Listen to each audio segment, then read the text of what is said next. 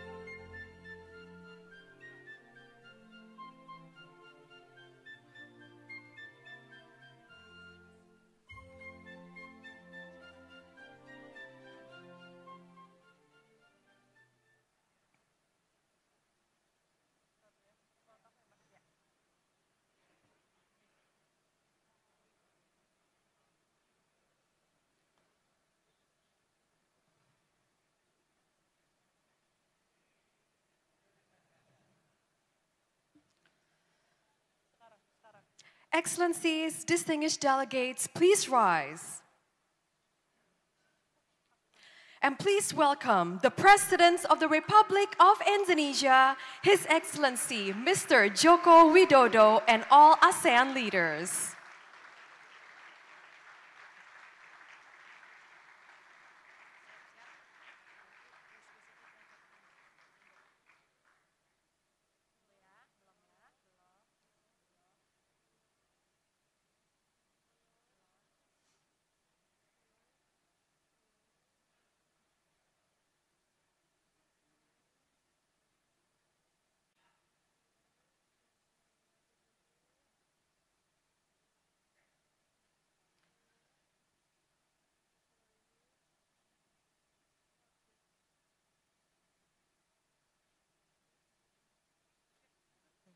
Ladies and gentlemen, you may now be seated.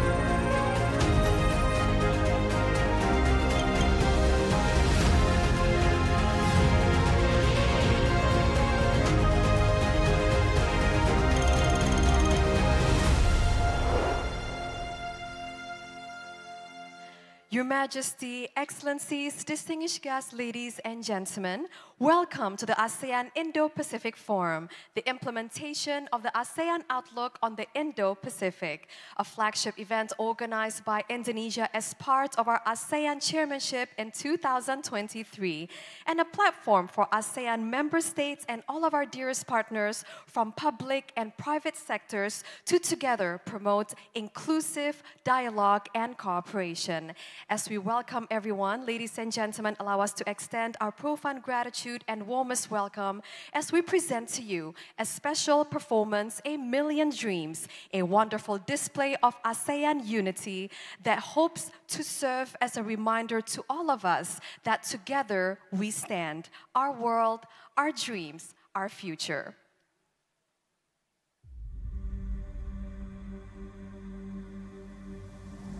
In a world where possibilities are limitless, where dreams are the currency of hope, we come together to weave the tapestry of our collective desires. The true magic happens when we join hands, when we unite our aspirations into a beautiful symphony.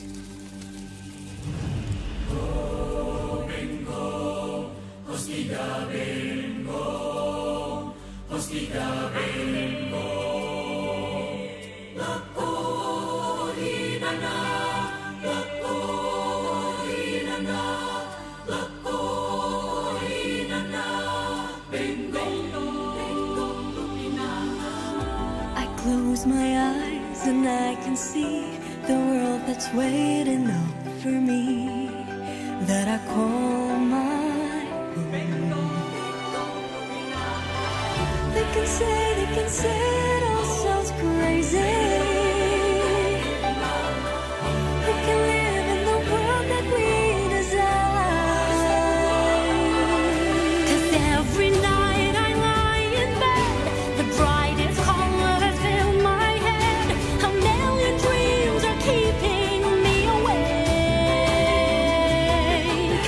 I think of what the world could be, a vision of the one I see.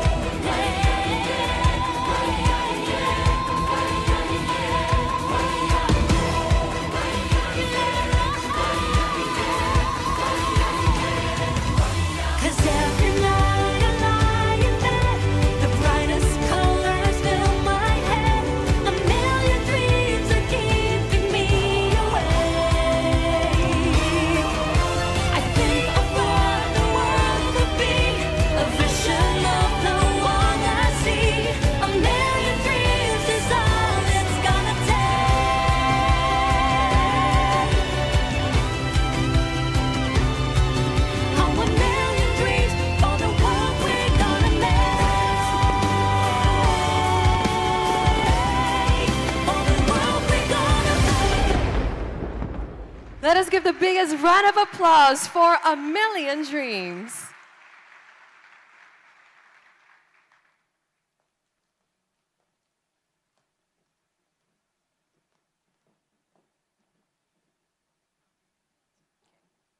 Your Majesty, Excellencies, distinguished delegates, ladies and gentlemen, we kindly invite the Minister of the State-Owned Enterprises of the Republic of Indonesia, Mr. Erick Thohir, to deliver his remarks.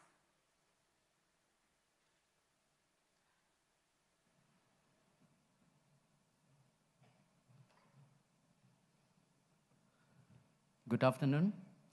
His Excellency, President of the Republic of Indonesia, President Joko Widodo, Majesty and Excellencies, ASEAN leaders who are present this morning, Majesty, His Excellency Secretary General of ASEAN, Excellency of ASEAN Ministers, all international organization leaders, distinguished delegates and guests. It is with great honors and delight that we welcome all of you to Indonesia and the inaugurations of the ASEAN-Indo-Pacific Forum, implementations of the ASEAN Outlooks of Indo-Pacifics.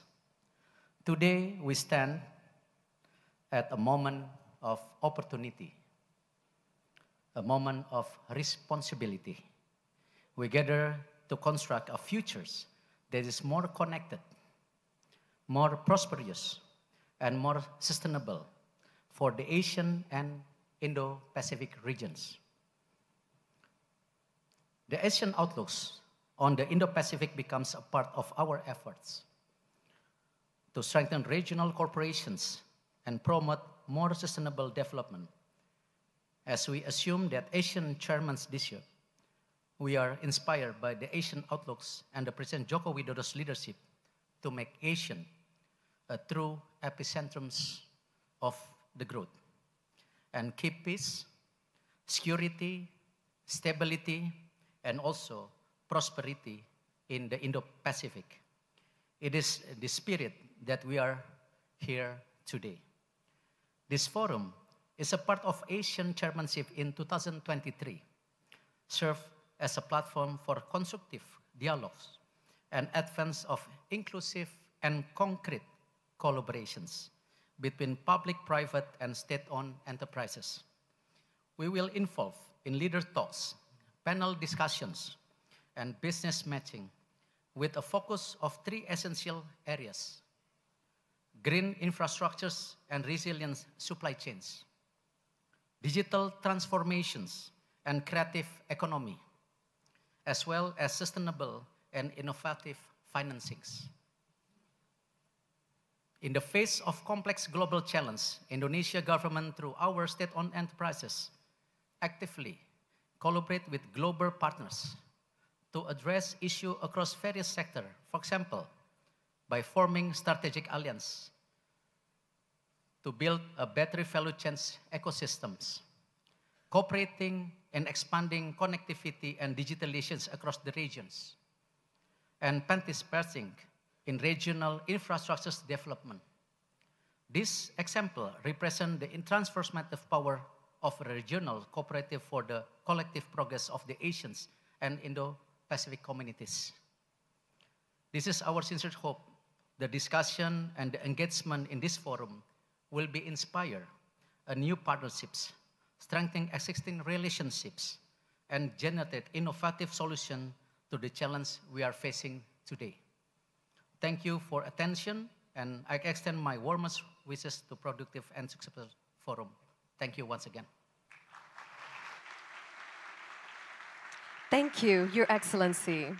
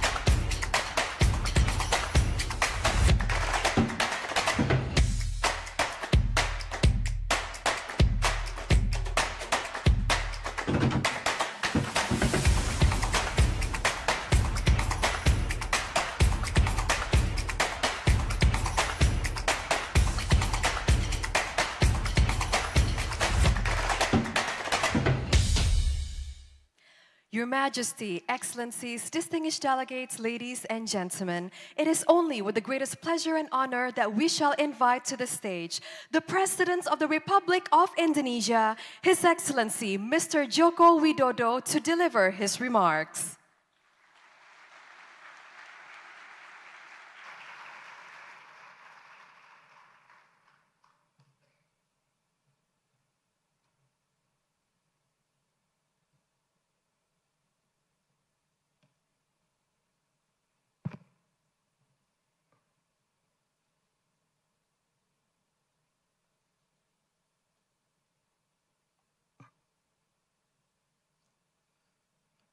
Sri Baginda, Yang Mulia para pemimpin ASEAN, hadirin sekalian yang saya hormati. Kita patut bersyukur di tengah melemahnya ekonomi dunia, ekonomi ASEAN terbukti tangguh dan terus tumbuh, melebihi pertumbuhan ekonomi global dan kawasan lainnya. Dengan populasi sebesar 680 juta jiwa, ASEAN juga merupakan pasar yang potensial dengan peluang investasi yang menjanjikan. Namun, kawasan kita tidak imun dari berbagai tantangan global dan rivalitas geopolitik yang menajam, khususnya potensi konflik di Indo-Pasifik. Untuk itu, ASEAN-Indo-Pacific Forum hadir untuk mengubah rivalitas di Indo-Pasifik menjadi kerjasama yang bermanfaat, serta membangun habit of cooperation yang win-win formula tanpa satupun merasa dikucilkan. ASEAN Indo-Pacific Forum memiliki 3 agenda utama, yaitu pertama, infrastruktur hijau dan rantai pasok yang resilient. Ekonomi ASEAN akan tumbuh lebih kokoh melalui hilirisasi industri dan pembangunan ekosistem EV. Adalah contoh konkret membangun rantai pasok kawasan. Yang kedua, pembiayaan yang berkelanjutan dan inovatif. ASEAN membutuhkan 29,4 triliun US dollar untuk transisi energi dan dibutuhkan skema pembiayaan yang inovatif melalui kemitraan yang profitable dan sustainable. Yang ketiga, transformasi digital dan ekonomi kreatif. Ekonomi digital di ASEAN di tahun 2030 diperkirakan tumbuh hingga 1 triliun US dollar dan adopsi inovasi digital perlu diperkuat untuk mendukung ekonomi kreatif dan UMKM. Yang mulia, saya mengapresiasi dukungan dan kontribusi negara ASEAN dan mitra ASEAN sehingga telah terkumpul 93 proyek kerjasama senilai 38,2 miliar US dollar dan 73 proyek potensial senilai 17,8 miliar US dollar. Ini mencerminkan komitmen kita to walk the talk, membangun Indo-Pasifik yang damai, yang stabil, dan yang makmur. Semoga ikhtiar kita dapat memberikan manfaat yang besar bagi rakyat di kawasan dan dunia. Dan dengan ini saya nyatakan ASEAN Indo-Pacific Forum resmi dibuka. Terima kasih. And now allow us to invite to the stage all distinguished ASEAN members to join the President of the Republic of Indonesia, His Excellency Mr. Joko Widodo, on stage for a group photo session.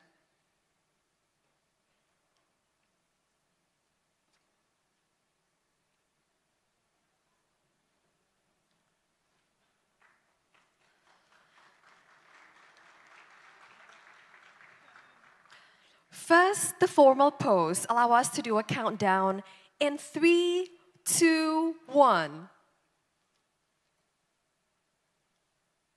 And our second photograph will be taken with the ASEAN Way handshake, right hand over the left. In 3, 2, 1.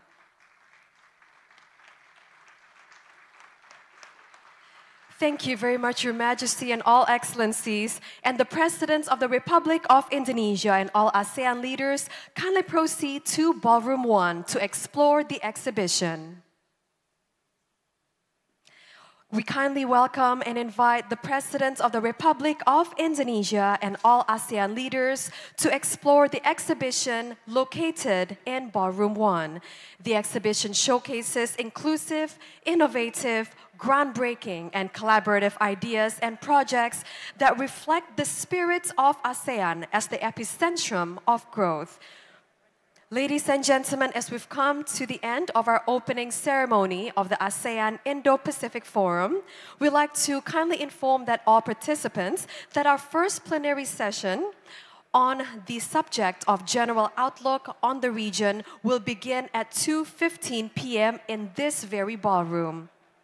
So we invite everyone to please join us on the first plenary discussion. Thank you very much, everyone, and have a great rest of the day. Thank you.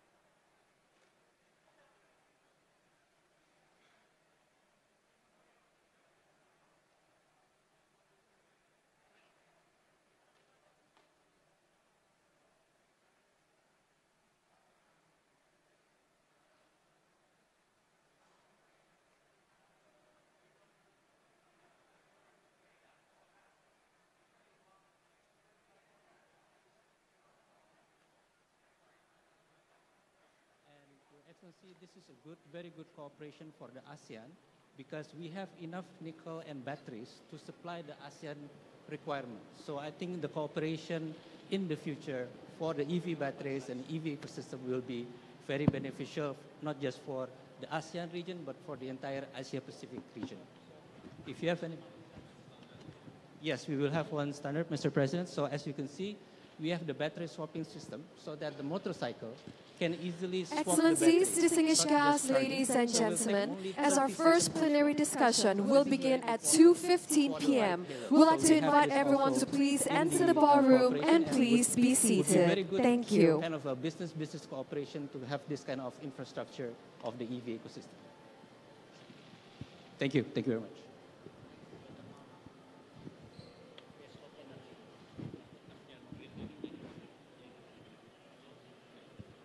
Assalamualaikum warahmatullahi wabarakatuh. Pak Presiden, Majesty, Excellency, Pertamina geothermal present install capacity right now at 670 megawatts. With 35 years of experience, we are going international, we're going abroad. But our immediate goal right now is to be 1 gigawatt companies in 2 years. With that, we are constructing in South Sumatra a 55 megawatts geothermal plant to electrify about 55,000 houses in South Sumatra. The project location is in Muara Enim in South Sumatra, around 300 kilometers from Palembang. This is an extension project of Lumut Bala Unit 1, 55 megawatts. Now we're building 55 megawatts Unit 2. The resource capacity is 220 megawatts. The cooperation of the projects is between Japan, China, and Indonesia. From Japan, Marubeni Corporation, from China, SEPCO 3, a power construction company, and from Indonesia, Wika Wijaya Karya, and JICA, Japanese International Cooperation Agency, is helping the loan around USD 700 millions. So the objective of the project is to make sure we are mitigating climate change, we are supporting the 23% electrification by renewable, and of course, to reduce the 580,000 CO2 equivalent per year CO2 equivalent. Thank you very much, Your Excellency.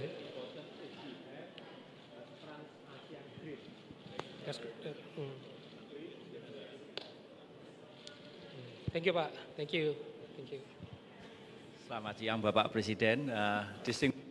And I'm representing the PLN, the National Electric Company. And we begin the journey of the net zero emissions 2 years ago. We already removed 13 gigawatt of coal in the planning phase. We already devised the greenest national electricity planning in the history of Indonesia. 51.6% additional generation capacity is coming from renewable energy. Now, we come up with the accelerated renewable energy development. There is a mismatch between the location of the large-scale renewable energy in those remote areas with the epicentrum of demand in Java. That's why we built what we call the green enabling supergrid. With that kind of a supergrid, we are able to increase the additional generation capacity. 32 gigawatt is coming from renewable energy. 32 gigawatt, Papa. And then also we built a new smart grid, hence increasing the variable renewable energy from 5 gigawatt to 28 gigawatt. This is mainly a solar and wind. In that regard, we are able to achieve the net zero emission by 2060. There is roughly additional 150 billion US dollars, and that's going to be the presidential regulation of the accelerated renewable energy development. And this is one example of the project. Is to 192 megawatt peak, the largest floating solar power plants in Cirata. And this is also the collaboration with Masdar, United Arab Emirates. And this is, for example, is this, how we build the launching pad here, and we employ roughly 1,500 local indigenous employees. Actually, we train in Cirata. And this is, we only use roughly 25% of the capacity. So we are able to increase this to become roughly 1 gigawatt capacity. But Pak, sudah siap untuk diresmikan tanggal 27 Oktober. Ya Pak. Ya Pak. Jadi sudah lebih. And the accelerated renewable energy development is going to be the new platform, how we're going to be able to harness every single potential of renewable energy, wind, solar, hydro, geothermal, and even current. And then also, this is based on the collaboration. Thank you very much. And this is also a baseline for the Asian power grid, because there will be additional connection to Malaysia, to Sabah, and then also to Singapore. Terima kasih.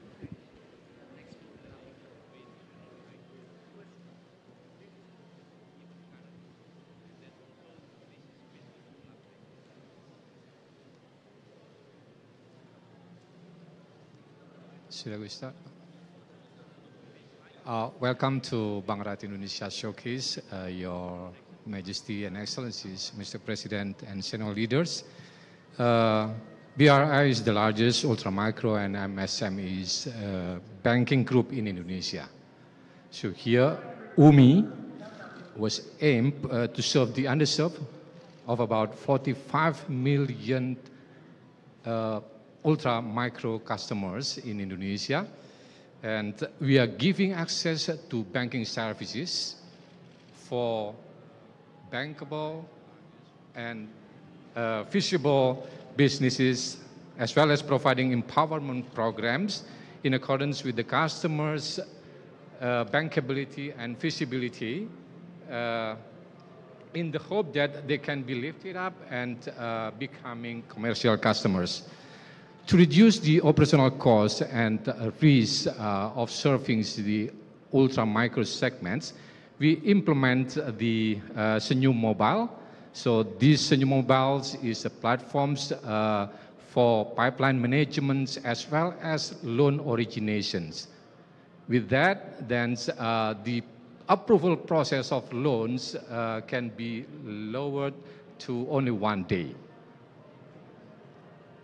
And right now, UMI and ultra-micro and micro segment contribute about 48% of BRI portfolio, which is very huge actually. And it's now becoming the key driver for Banga Indonesia to go further into the future. And move on to the brilliant agent. It's our innovations in fostering the financial inclusiveness of Indonesia. So with that, actually, our customers is provided by an app to serve the community around them 24/7. And we also, as a part of our contributions to the what do we call net zero emissions, we also have the so-called BRI tree planting movement. We are targeting in 2023, we will plant about 1.7 million trees in 2023. Last but not least, we also empower villages through the so-called Brilliant Village, now reaching out to 2,449 villages all over Indonesia. Thank you. Mr. President, Your Majesty, and Your Excellencies, as the largest bank in Indonesia, Bank Mandiri is committed to support government's initiative on ESG. As of June 2023, our sustainable portfolio is 241 trillion rupiah, which is 25% of our total loan. And the share of green financing is 115 trillion rupiah. With this number, we have the biggest market share in green financing in Indonesia. In operation, we are proud to be the first bank to implement digital carbon tracking and committed to achieve net zero emission on operation by 2030. With this platform, we can actively monitor the reduction on emission at all our branches all over Indonesia. And we aim to become Indonesia's sustainability champion for a better future. Thank you.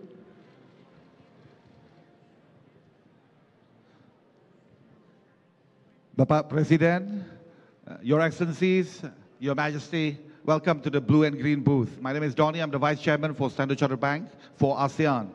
And Standard Chartered is the only international bank that operates in all the 10 ASEAN markets. We're very proud to be in the region. We've been here in many of the markets in ASEAN for over 150 years. Within the sustainability space, Standard Chartered is committed to be net zero by 2030 from our own operations. And we are going to be net zero from our own financing, so meaning actually all the clients that we finance by 2050. We committed $200 billion to support the sustainable finance by 2030.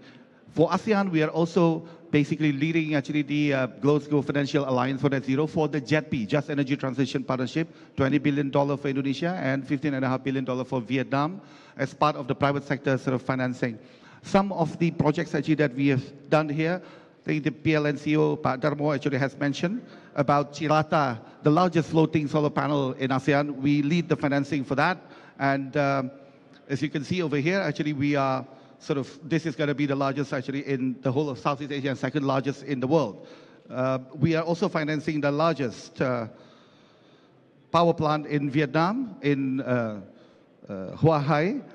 This is 245 megawatt in Vietnam. So that's actually one of the leading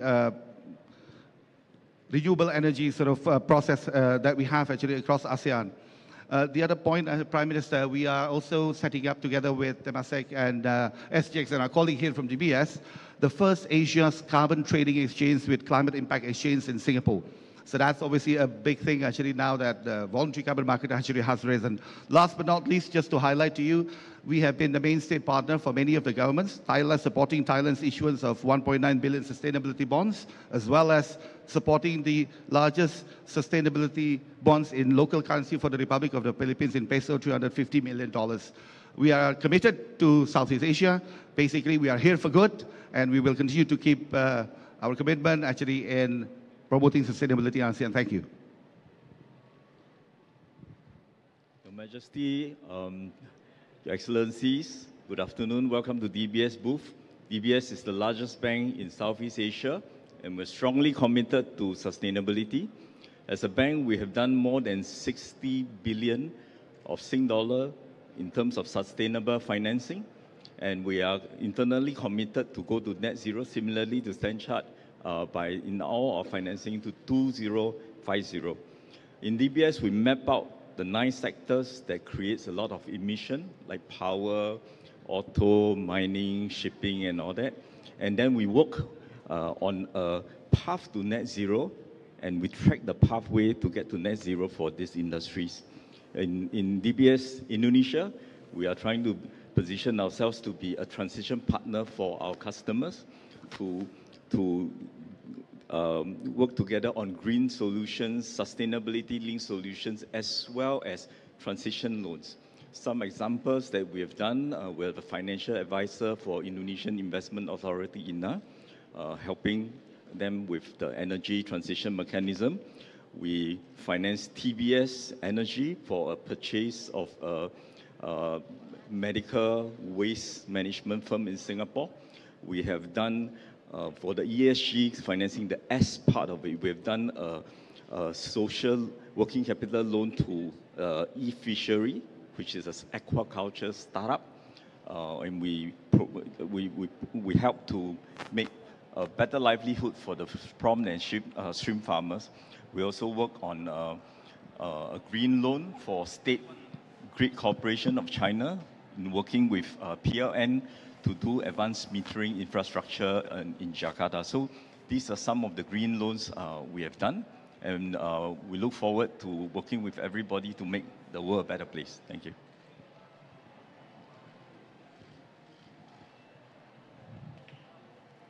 Selamat sore, Pak Jokowi, Your Excellencies. Welcome to Google booth. I am Ryan, leading public affairs for Southeast Asia. In this booth, you have the information related to our commitment in supporting the region's digital economy.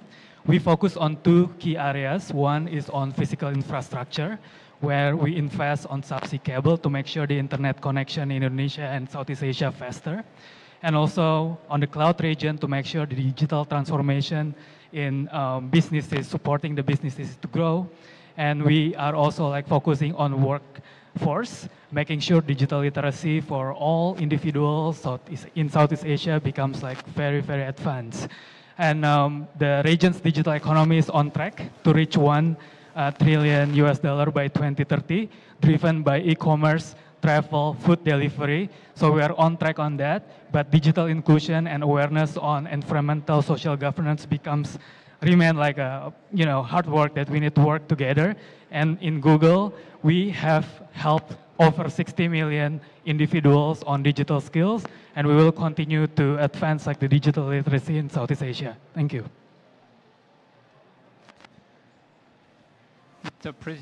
Mr. President, Your Majesty, Your Excellencies, I'm Patrice Kane, Group Chairman and CEO of Thales. We are a long-lasting partner of Indonesia, mainly involved in 3 domains. Number 1, defense, where we bring key capabilities to your country, but also know-how and knowledge. And we are going to create a joint venture with PT LAN to bring, again, technology, know-how, and high added value jobs in the country. We are as well committed to Indonesia to bridge the digital divide. Thanks to telecommunication satellites, we have delivered either to PSN Satria 1, which is the most powerful telecommunication satellite in service currently, but also to Telecom Indonesia.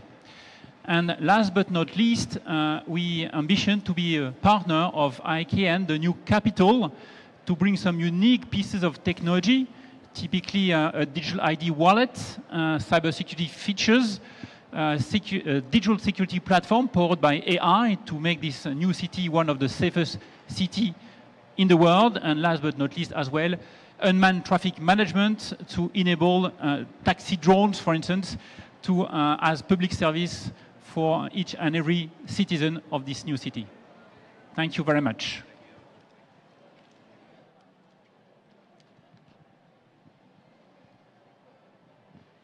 Mr. President, Your Majesty, Your Excellencies, I'm representing Bank Negara Indonesia 1946, Indonesia's first bank since our independence. We are one of the largest banks in Indonesia, and in line with Mr. President's direction, we are Indonesia's international bank. We cater all segments, corporate, SME, and retail. Today, we want to highlight our digital program called Expora, which is focused on small business, SME, which we launched 2 years ago. Today, we have more than 40,000 clients, SME clients, that we take to become exporters. 40,000 clients, SMEs from all over Indonesia,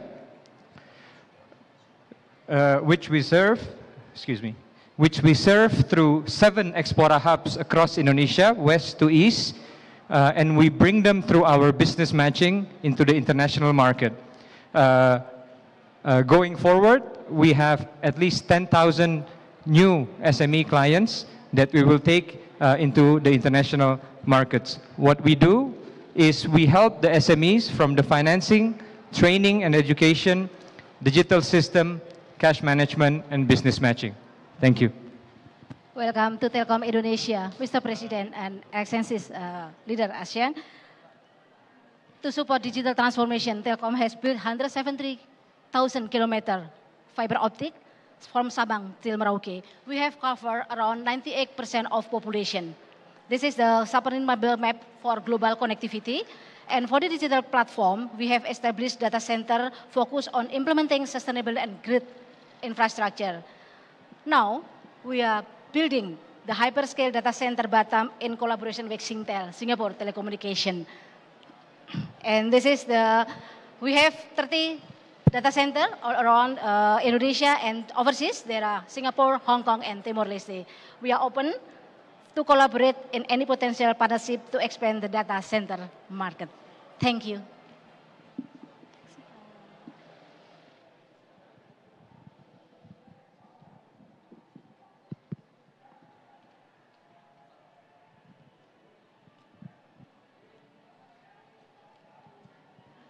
Mr. President, Excellencies, and Your Majesty, I will present on behalf of the Injourney. Injourney is our holding company for aviation and tourism. Today I will present our project in Bali. This is our medical tourism. We developed 43 hectares in Bali for the medical tourism complex. We cooperation with Mayo Clinic for 6 Center of Excellence. And we also cooperate with 2 hospitals from ASEAN countries, one from Malaysia, the AIPF, and the other one is from Thailand with the Vita Life for the wellness. The project will be open on next year, on the April next year. Thank you.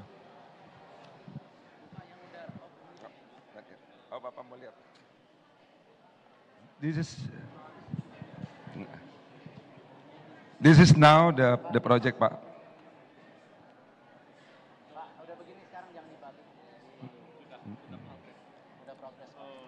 April selesai, Pak. Semua sudah lengkap, Pak. Sudah full, Pak. Iya.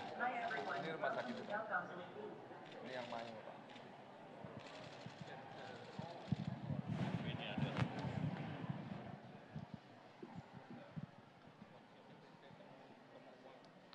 Mr. President, Your Excellency and Your Majesty, Telkomsel as a leading telco digital in Indonesia, we are now having IndiHome as our fixed broadband and serving more than 150 million of customers of mobile and more than 8 million of households across the nations. And we are now becoming house of payload with serving the biggest data traffic of broadband across the nation, more than 65% of payloads in our networks. And with IndiHome moving to Telkomsel, serving the home broadband, Telkom Indonesia now having 69.9% of Telkom sales. Before is 65%. And we are committing to accelerating our digitalization of Indonesia with the biggest support of Telkom connectivity, more than 173,000 kilometers across the nations and serving 99% of coverage populations. We believe that we're going to support a creative economic of Indonesia. Thank you. Bapak Presiden, Excellencies, welcome to Netflix booth. Thank you for giving us the opportunity to be here. So Netflix has been around in Southeast Asia since 2016. We are one of the largest streamers. We serve to more than 240 million subscribers all over the world. Our investment in Southeast Asia, especially in countries like Indonesia, we've been spending more and more in investing in local content. Why we've been investing in local content is because that is the gateway to actually promote our culture across other regions as well. So we have been doing many things in Indonesia, such as we've been working with the Ministry of Tourism in terms of promoting Wonderful Indonesia, showcasing Indonesian titles, but we've also been working in Thailand as well, promoting Thai content as well, showing it off to the world as well. In fact, a very fun fact, most of the content that we do produce in the region is actually seen overseas. So 70% of the titles that we are seeing is actually shown outside of ASEAN. So with that, I would like to thank you once again for giving us the opportunity, and we look forward to working very closely with all of you. Thank you, Pak.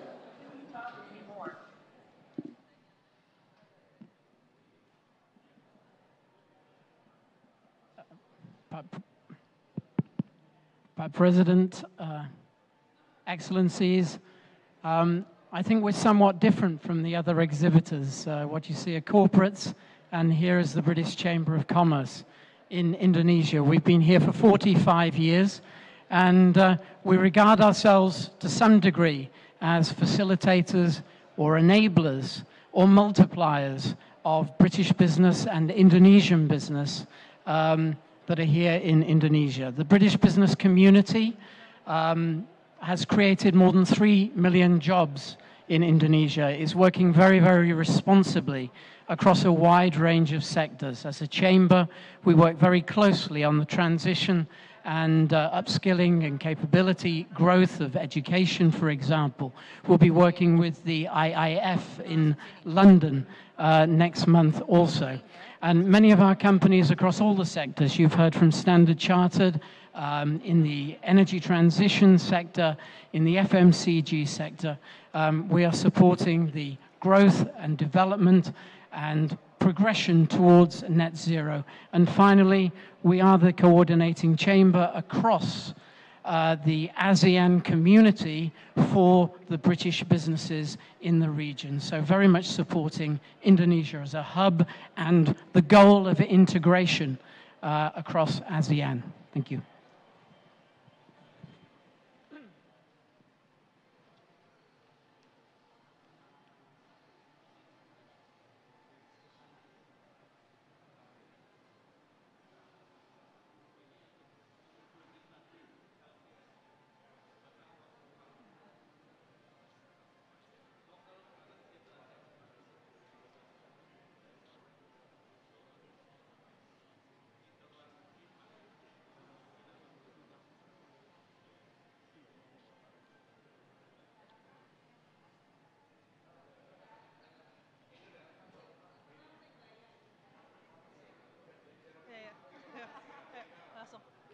Yang terhormat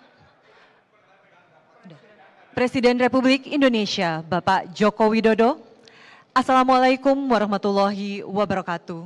Selamat siang, salam sejahtera untuk kita semua. Selamat datang dalam acara penandatanganan Nota Kesepahaman Pembentukan Satuan Tugas Nasional Local Currency Transaction.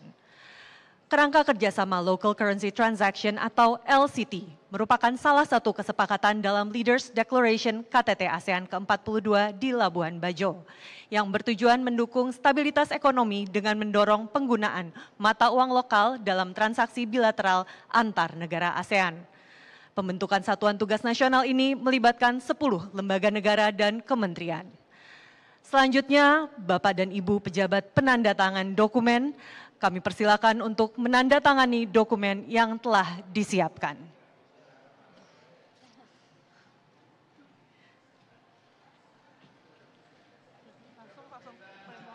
Kami mohon Bapak Ibu pejabat penandatangan dapat mengangkat nota kesepahaman ke arah kamera. Sekali lagi kami mohon untuk dapat mengangkat nota kesepahaman ke arah kamera dalam hitungan 3. 1, 2, 3. Ya. Dilanjutkan dengan foto bersama. Para pejabat penandatangan dokumen kami persilakan menempati posisi foto bersama.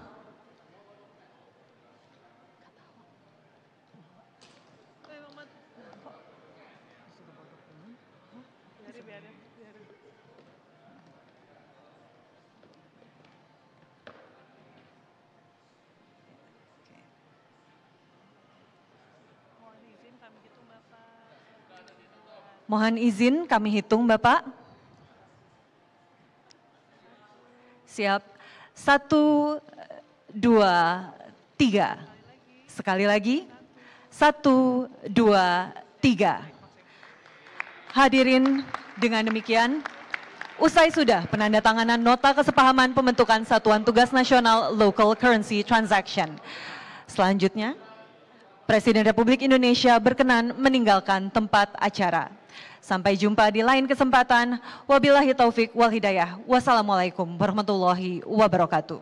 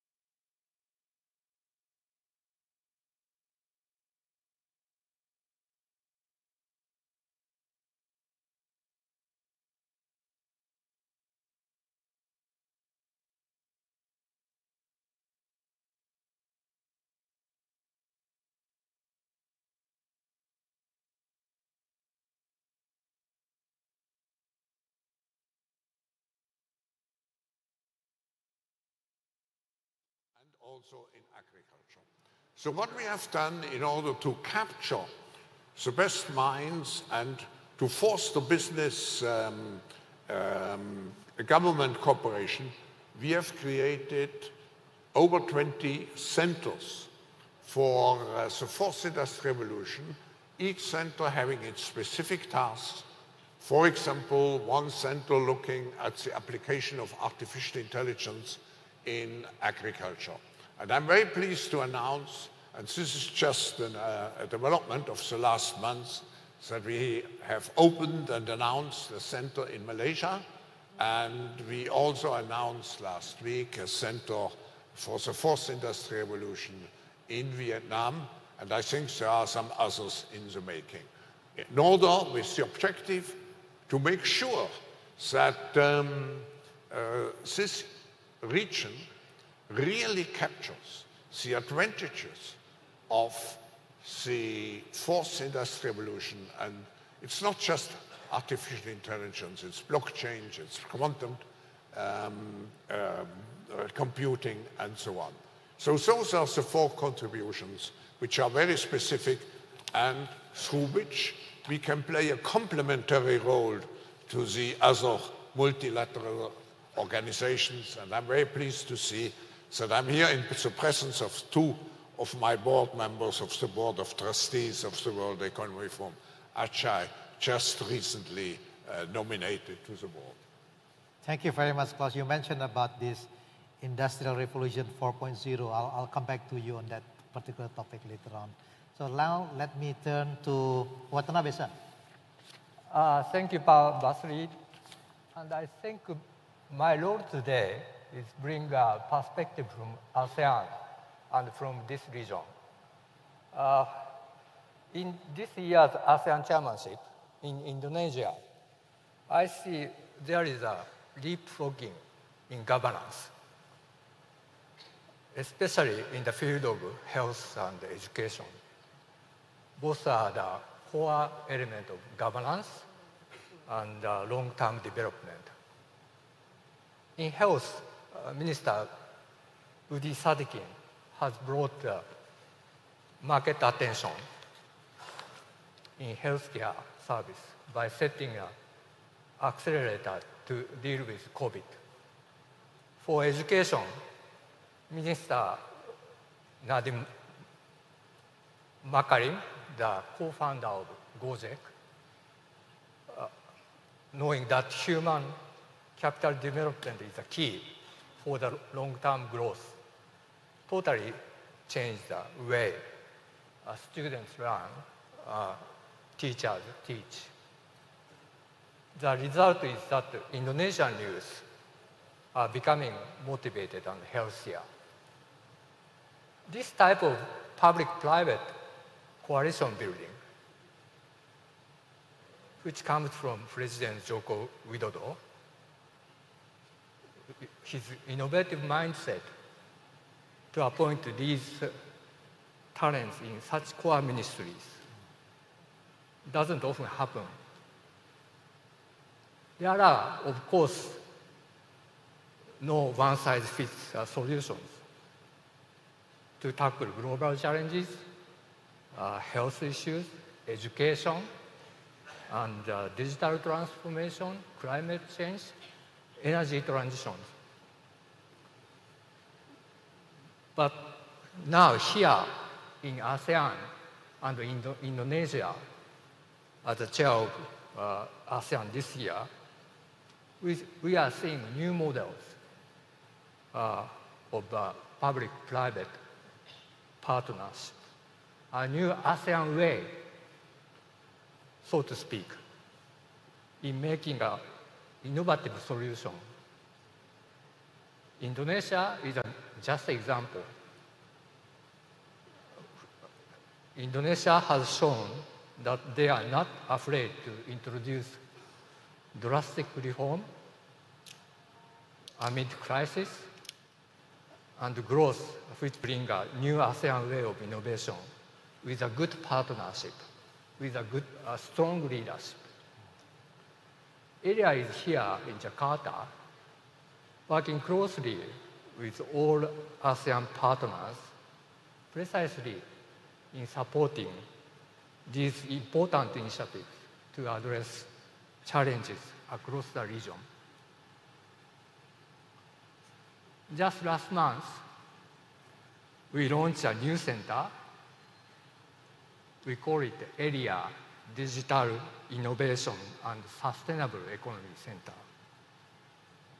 The priority of our new center is driving innovation from this region and connecting them to the global stage. The center will also serve as a public-private policy platform, inviting policymakers, political leaders, business leaders, young entrepreneurs, investors, and civil society. ERIA is here. We are supporting global challenges locally and spreading local innovation globally. Thank you very much. Thank you very much, Watanabe-san. Ibu Kristalina, let me come back to you. You mentioned in your remarks about the global risks. Now let me ask you a more specific questions and related to the ASEAN countries. We know that we are seeing that maybe the inflationary pressure will continue be with us for quite some time. Yeah, and if you look at on the liquidity tightening, also some countries, if you look at the design of the fiscal policy, we probably need to move into more inclusive design of the fiscal policy, but the fiscal space is limited. Yeah, and with the global economic downturn, we are seeing that China's economy is slowing down, which also definitely have an impact to ASEAN economy because China is one of the largest trading partners. So from the perspective of the fund, how the ASEAN should position themselves, the Indo-Pacific, in order to managing this kind of global economic situation? It is true that the world economy has demonstrated remarkable resilience to a series of unthinkable events. But this has come with a high cost. First, loss of potential output. When we look at the world today, 2023, only one large economy, this of the United States, has fully recovered and even is exceeding slightly its pre-COVID trajectory. Everybody else is still falling behind. Euro area, 2% below its pre-COVID trajectory. China and most emerging markets around 5%. Low-income countries, 6, 7, and more %. ASEAN is actually quite affected because ASEAN was projected to grow so strongly before the pandemic. And this growth dropped by half. The result is loss of potential output of 8%. So this is one significant consequence of what we have been living through. 2, interruption of supply chains because of the pandemic, because of the war in Ukraine. They have put pressure on prices, and inflation in most advanced economies and many emerging markets is going down, but not down enough. We expect that interest rates would stay high all the way through 24, possibly into 25. That has consequences for ASEAN in terms of, obviously, cost of money, but also in terms of the strength of currencies, pushed down by this high interest rate in, say, of the Fed, of the European Central Bank. So what should ASEAN do? Well, first, let me let me give you the very good news about ASEAN. You started from that. ASEAN should continue to grow dynamically. It is a bright spot on a rather dim horizon. Global growth this year, 3%. ASEAN, 4.5%, you said 4.6%. This is going to continue into next year. Sustaining this growth momentum, very important. It is contributing to you, to the people of ASEAN. It is contributing to the world. ASEAN is delivering 10% of global growth. This is almost twice your share in the world economy. To sustain that sound, vibrant growth, ASEAN needs three things. Number one, macroeconomic and financial stability, so there is consumer and investor confidence. This has served you well before the pandemic. It needs to remain so. And that is where the difficult choices come. Ibu Sri Mulyani, the finance, your successor here, she needs to balance on one side helping the most vulnerable people in Indonesia, providing incentive to businesses, and on the other side, build buffers against future shocks. So how could she do it? Well, make sure that taxes are collected in full, eliminate tax avoidance, and concentrate public spending where it would make the biggest dent. And that is my second point. Invest in education and skills. Young people of Asia, of the ASEAN countries, they have to have the skills for tomorrow. Because we know artificial intelligence is already here. I'll tell you a funny story.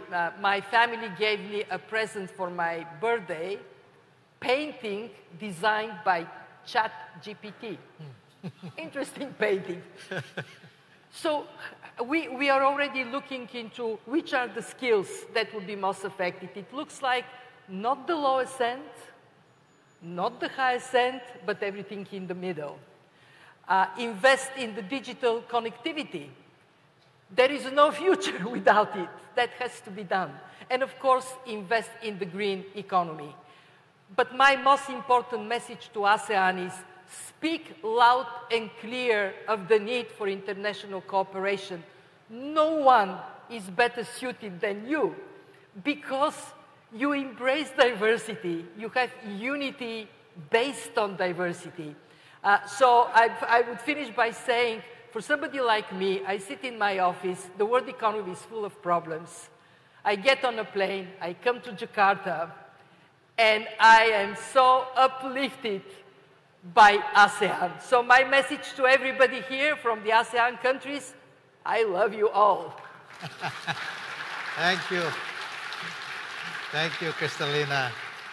Now let me come back to you, Ajay. Seems to me that when the Bretton Woods was established, it wasn't designed to face the multifaceted crisis, the health issue, the pandemic, etc. So I was wondering if you can share with us.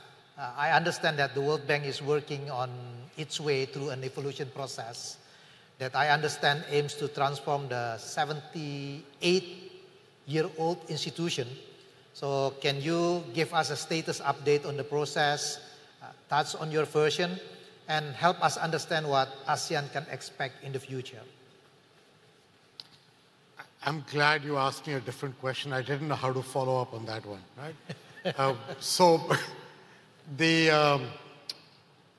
I've been at the bank 90 days.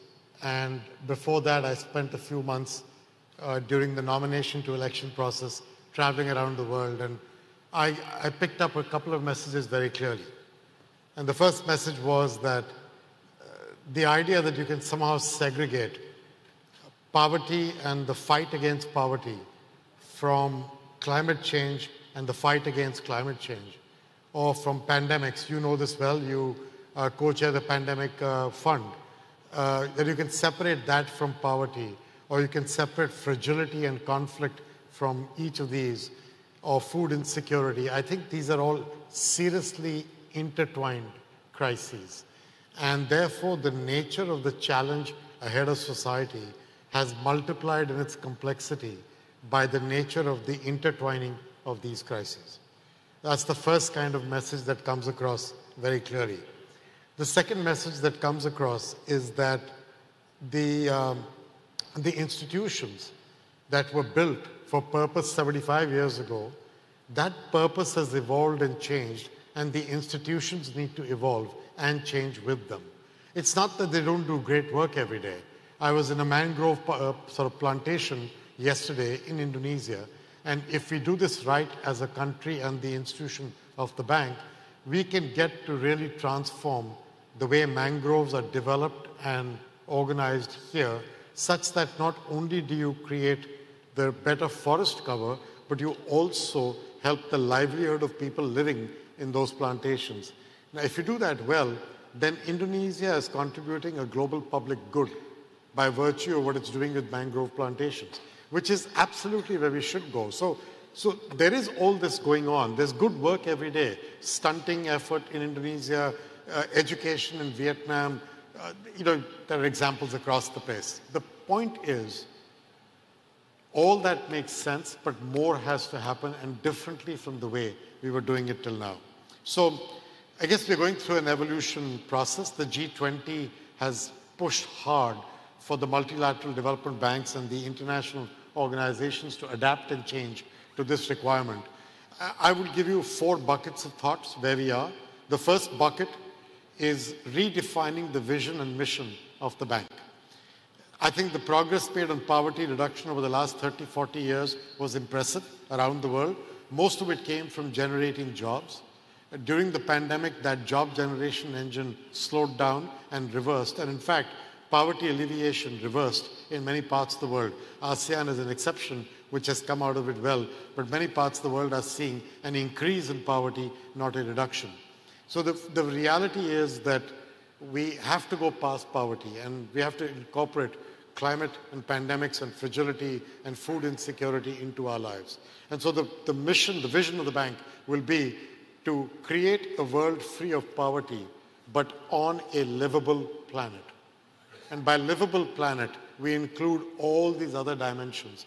So we can expand the aperture of which the way the bank looks at a problem and go from only poverty to all of these and expand our appetite and our view and our knowledge and our capacity to deal with these. That's kind of the first big piece. It is, to me, a big piece because getting it right enables the bank's outstanding employees to focus on a much bigger picture. The second piece is how we work. And I think there are multiple parts, but the first part is to measure output, not input. And what do I mean by that? I think saying how many projects we finance or how many dollars we put in is interesting and important, but what is even more important is how many girls went to school because of the centers we built, or how many people got a better job which pays better because they were lucky enough to go to a skilling center that the bank had worked on with the local government, or how many greenhouse gas emissions we managed to avoid and then convert through a carbon market into the transfer of resources for that community as well as the government to benefit from, and so on. The output, not the input. Measuring that is very important. The second part that's very important is going to be how we work in partnership with others. My opinion, and the opinion of many of us, is that there is not enough money in the world of multilateral banks, of governments, or of philanthropy to solve the kind of issues we are discussing. If you believe in the estimates that people say that you need $1 trillion a year to be invested just in renewable energy, to turn the tide over the next coming decades, $1 trillion a year does not exist on our balance sheets or in philanthropy or in government. So we have to get the private sector in as well. We need all shoulders at the wheel.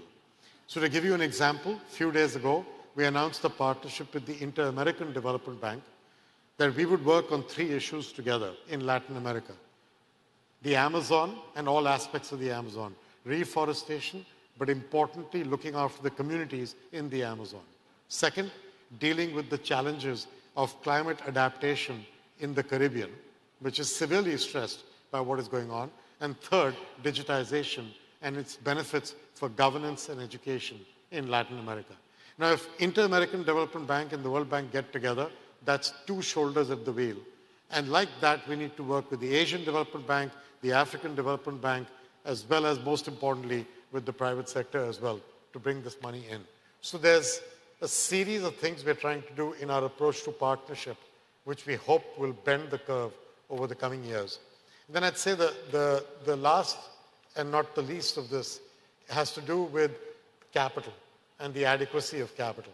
The G20 laid out a common framework, which we are working on to help look at the capital adequacy systems in the bank, whether it's equity to loan ratios, or it's the kind of things we can do with hybrid capital and portfolio guarantees and the funding of concessional capital for countries to be able to put to resource on the right problems.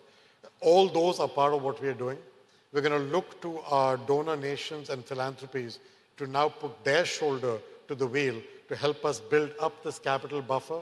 But then once this is done, and we can say we are a better bank than we used to be, a good bank but an even better bank, at that time will be the time to discuss what should be our common appetite for a bigger bank in the future. And I think that's the staging of where we are with the evolution process. When you come to Marrakesh, which I know you will, hopefully you will see more of this being discussed with the governors there in October. Thank you very much, Ajay. Now let me turn to you, Klaus. You mentioned about this Industrial 4.0. If I may raise my concern, my biggest concern is not about Industrial 4.0, but about Governance 4.0. Yeah, because I can imagine that the product cycle is getting shorter and shorter, and will be very difficult for the policymakers or the regulators to come up with the regulation, which is maybe your regulation will be obsolete in the next 6 months. Under this kind of situation, what we probably need is an agile bureaucracy, but agile bureaucracy is an oxymoron. So how, in your view, how do you see sort of like, the role of the governance here, especially for many ASEAN countries? Is there anything that they can particularly do related to address this issue? If we look at public-private cooperation, I think we have to find very flexible ways to coordinate the efforts. I mean, governments still provide direction, but business provides the innovative power.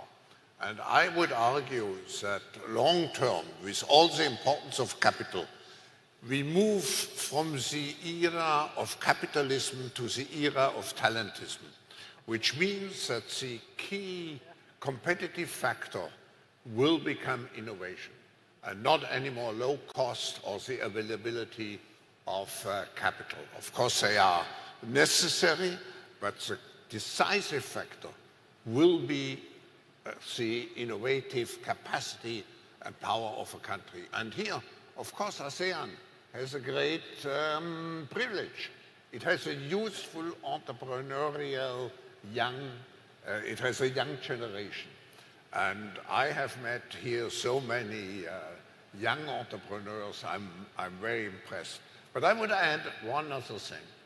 I think we move not only from capitalism to talentism in some way, but even more important, we move from shareholder capitalism to stakeholder capitalism. And I am very proud to see how the business community has embraced this concept, which is now very much contested in certain other parts of the world. Business is not only here to create prosperity. I think business has also a social role, which means to serve society and to take care of the environment. So we have to build this notion of stakeholder capitalism into all of our activities as business leaders. And let me make a last comment here. The future, and I repeat what has been said several times, will be decided by the flexibility and adaptability of economies. And here, the more diverse an economy is organized, the less it is, the more it is, let's say, suitable to sustain shocks. Thank you very much, Pak Klaus. Now let me turn to you, Pak Watanabe. As the Indo-Pacific is projected to be the largest global growth contributor for the next 30 years, how can ASEAN sustain this upward trajectory and increase its economic significance? Thank you very much. Let me highlight two obvious challenges ahead: digital transformation and sustainability. On digital, the launching of ASEAN initiative of Digital Economy Framework Agreement is very timely to set a regional framework on governance of digital technologies, cyber security, and people's citizen relationship with emerging technologies. This is very timely and appropriate initiative. On sustainability, this region is continued to grow. It's quite different from other regions. So we need to sustain growth while addressing affordable energy transition toward net zero. That's a huge challenge. And ERIA is here to design a practical and affordable pathway to achieving the net zero by facilitating realistic energy transitions and innovative energy finance. And so my last point would be for ASEAN to sustain growth trajectory in the long term, the ultimate test is to achieve peace and stability in ASEAN and in the wider region of the Indo-Pacific. And ASEAN's experience of community building and as an anchor of the regional cooperation has brought us together like we do today, is a global asset. So if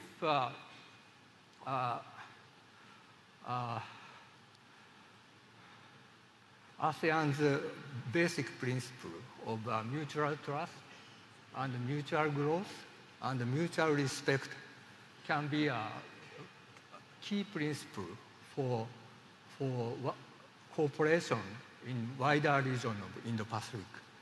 That's a sort of cornerstone for ASEAN and for this region to continue to grow. Thank you very much. Thank you very much. Well, I think unfortunately, the time is up and we only have 45 minutes. I'm sure there are so many questions that I would like to pose to all these great panelists, but the time is up. I don't want to summarize our discussion, but let me highlight some of the couple important points. I think we are living in a very uncertain world now, but as we heard from the distinguished panelists, we see that there is some optimism that ASEAN can continue to become the bright spot of the global economy. Yeah, provided that we continue to maintain the so-called the good economic 101, maintaining the governance, and also adapting for the new technology and also improve the institution. With that note, then let me invite to all of you to give the big round of applause to our great panelists. And thank you very much.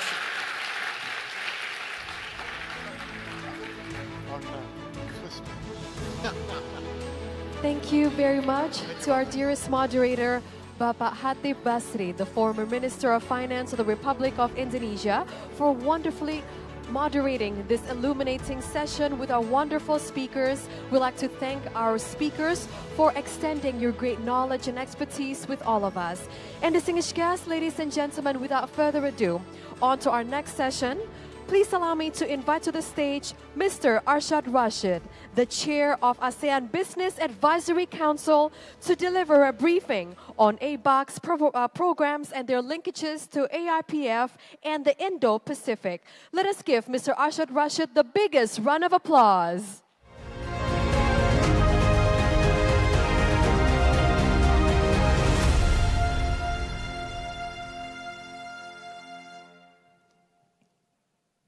Bismillahirrahmanirrahim. Assalamualaikum warahmatullahi wabarakatuh. Salam sejahtera untuk kita semua. Om Swastiastu, Namo Buddhaya, salam kebajikan.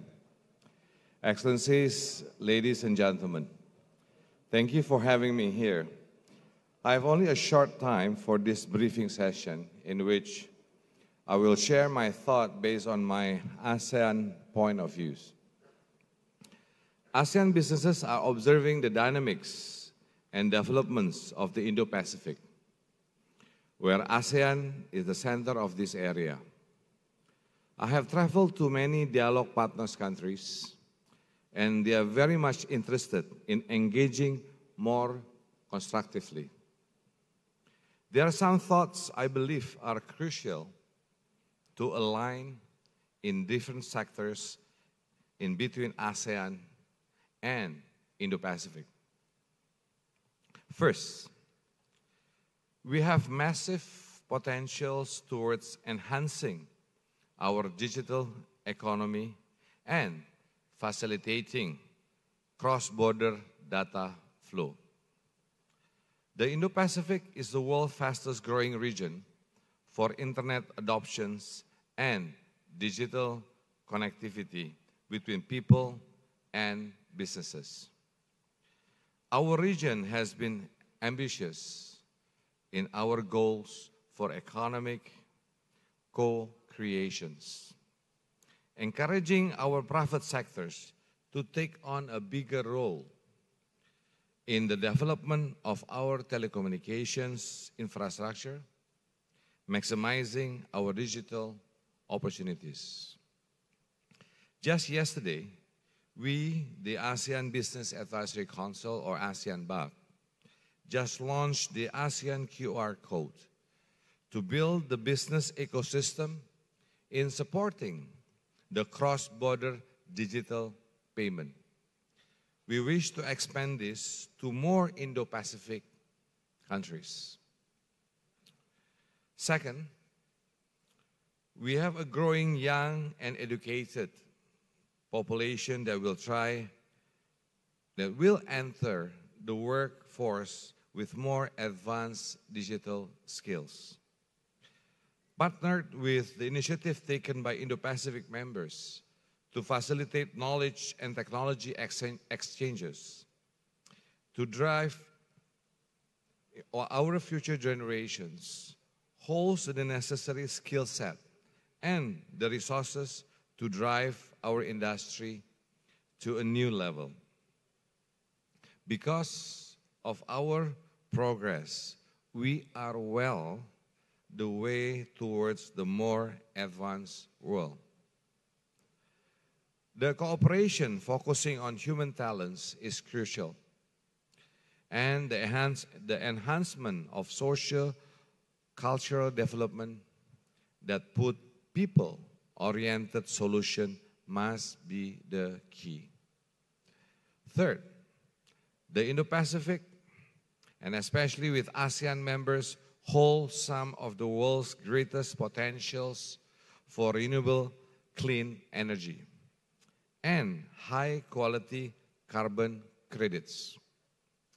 Our region is especially susceptible to climate change.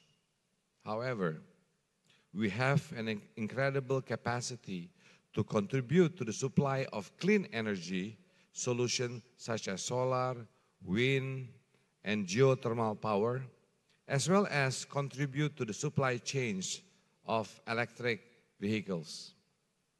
Our partnership within the Indo-Pacific are significant to our success in transitioning over the green economy. Yesterday, also during the ASEAN Business and Investment Summit Forum, we deeply committed in building the ASEAN Net Zero Hub and Carbon Center of Excellence to bring businesses together in promoting decarbonization and net zero economy. Fourth, our private sectors, especially micro, small, and medium enterprises, are rapidly developing and taking on a bigger role in the regional and global value chains. We have made significant progress over the last few decades in mobilizing the transfer of experiences and expertise to benefit our businesses. The upgrades to our digital infrastructures, fintech, and investment platforms provide small, medium enterprises with greater access to resources than they ever had before.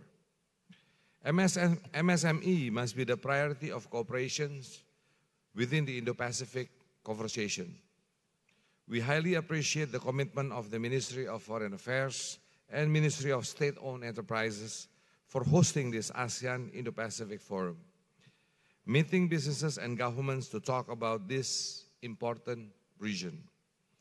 To continue the conversation, finally, we want to announce the upcoming establishments of the Indo-Pacific Business Network. This new initiative centers around the Indo-Pacific region, encompassing 40 economies, over 4 billion people, and $47.19 trillion in economy activity. The world's fastest growing region, and in the heart of the Indo-Pacific is ASEAN. Many inspiring and impactful businesses. As a continuation of our initiative for ASEAN this year, I'm excited to announce the establishment of the ASEAN Indo-Pacific Business Network, or AIBN, that is designed for regional connection to amplify growth across. It embraces inclusivity, where businesses of all sizes and industries come together. It is a multi-stakeholder platform that aims to bring policy impact and forge industry partnership, propelling Indo-Pacific economic integration. Let us know if you are very interested in that, but again, appreciate the time given to me to actually have this brief about ASEAN and how ASEAN played a role as the center of growth in Indo-Pacific. With that, thank you very much. Wassalamualaikum warahmatullahi wabarakatuh. Thank you very much, Mr. Arshad Rashid, the chair of the ASEAN Business Advisory Council. Thank you very much for your great insights as well as for your briefing on ABAC programs and the linkages to AIPF as well as Indo-Pacific. And I hope everyone has gained incredible insights from Mr. Arshad Rashid as well as taking notes. And now, ladies and gentlemen, as we continue to the next segment of the ASEAN Indo-Pacific Forum, I'd like to once again highlight how important our forum is, as our forum serves one of the most notable events for all of us here to highlight as well as gain the most updated and the most accurate information, especially with regards to ASEAN, and as our forum also aims to unlock further opportunities to build better connections between ASEAN countries and the Indo-Pacific. Ladies and gentlemen, and I hope that everyone has gained incredible insights here while mingling with the great companies and the brightest minds around you. And today we're also going to discuss three major issues that is concerning the region. And that is first on the green infrastructure and resilient supply chains. And second, on sustainable and innovative financing. And lastly, third, on digital transformation and creative economy. And we can only tackle these three issues if we come together and highlight the power of collaborations, identify challenges, as well as tangible projects, while highlighting on the power of collaboration. Ladies and gentlemen, alone we can only do so much, but together we can move mountains. Together we are an ocean. We are a force to be reckoned with. So ladies and gentlemen, as we continue to our next session, It will be on our next plenary session on a quick glance on 3 AIPF sub-themes. But before we continue to our next segment, allow us to once again extend our profound gratitude and sincere thanks to everyone for your participation and for your attendance here today. Bapak Ibu sekalian yang kami hormati, terima kasih banyak atas kehadiran dan juga partisipasi Bapak Ibu sekalian di acara hari ini.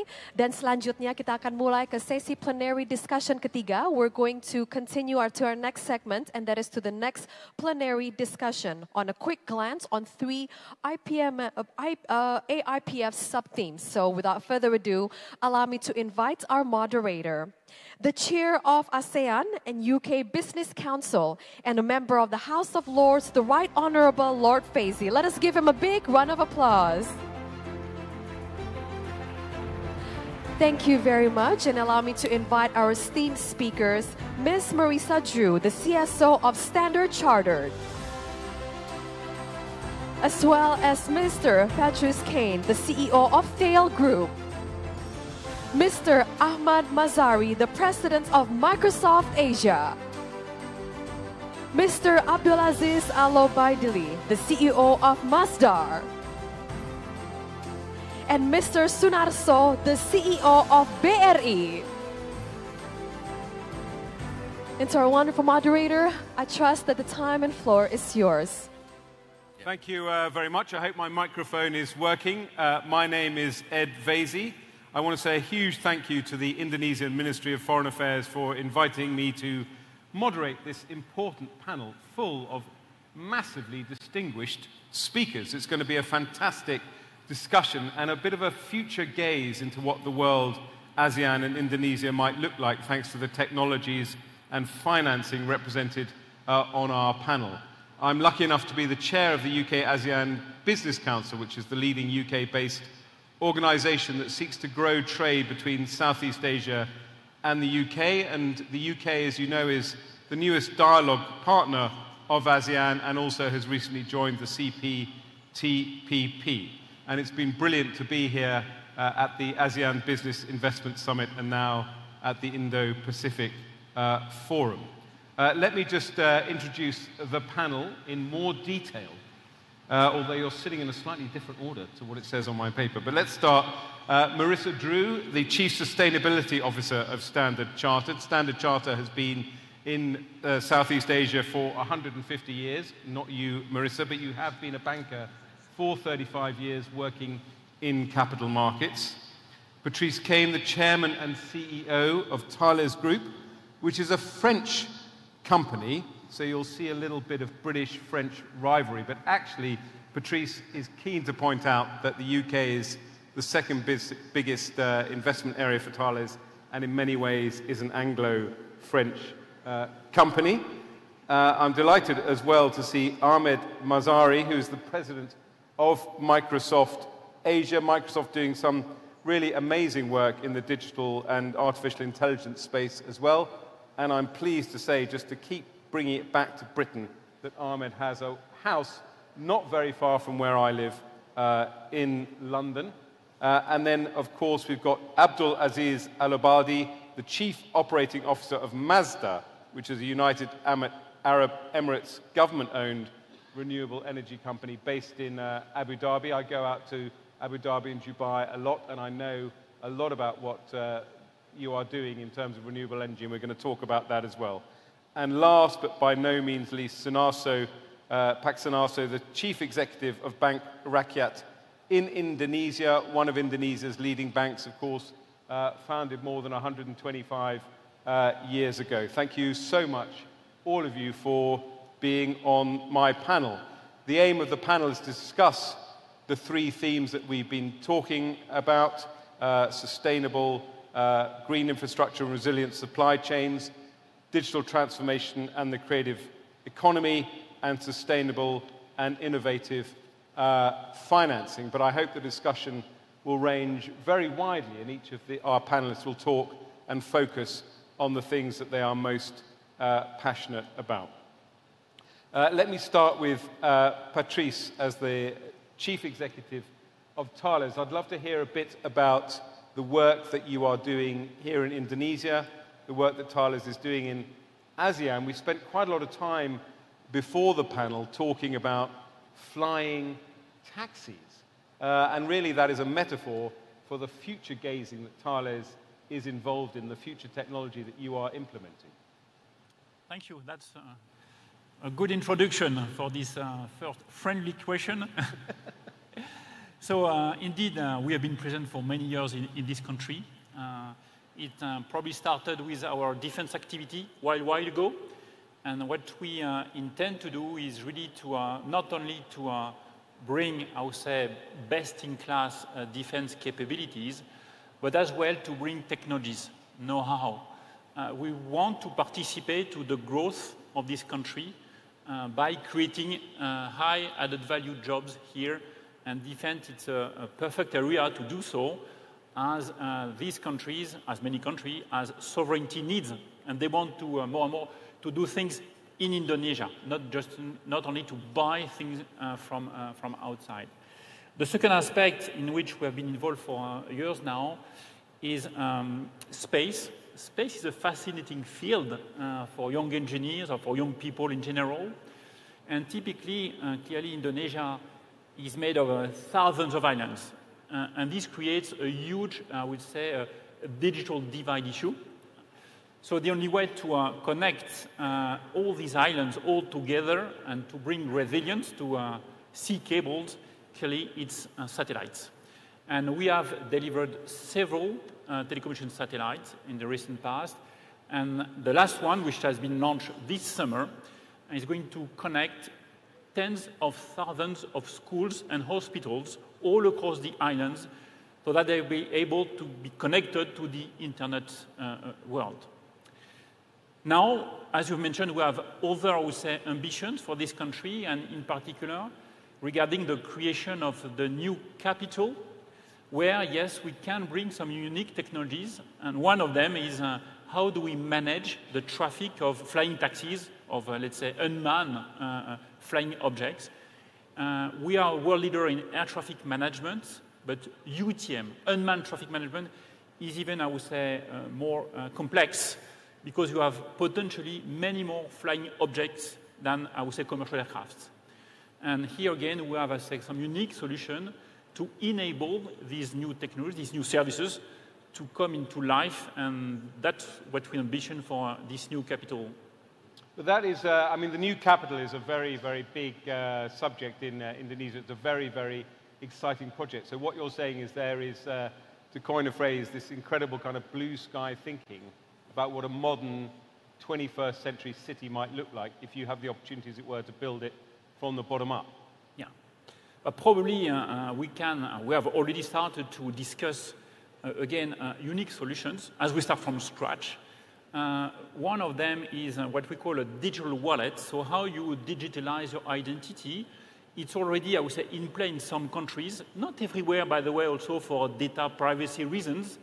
But clearly, this could be the case here in Indonesia, so being a bit in advance compared to other countries. So potentially, you will be able to store in a smartphone your digital identity, the equivalent of your passport, of your ID card. Then you can get access very easily to civil service, to your bank accounts, to your diplomas, if you want to get to university. So you could get rid of many paper documents and just use your smartphone to get identified, of course, in a very secure way.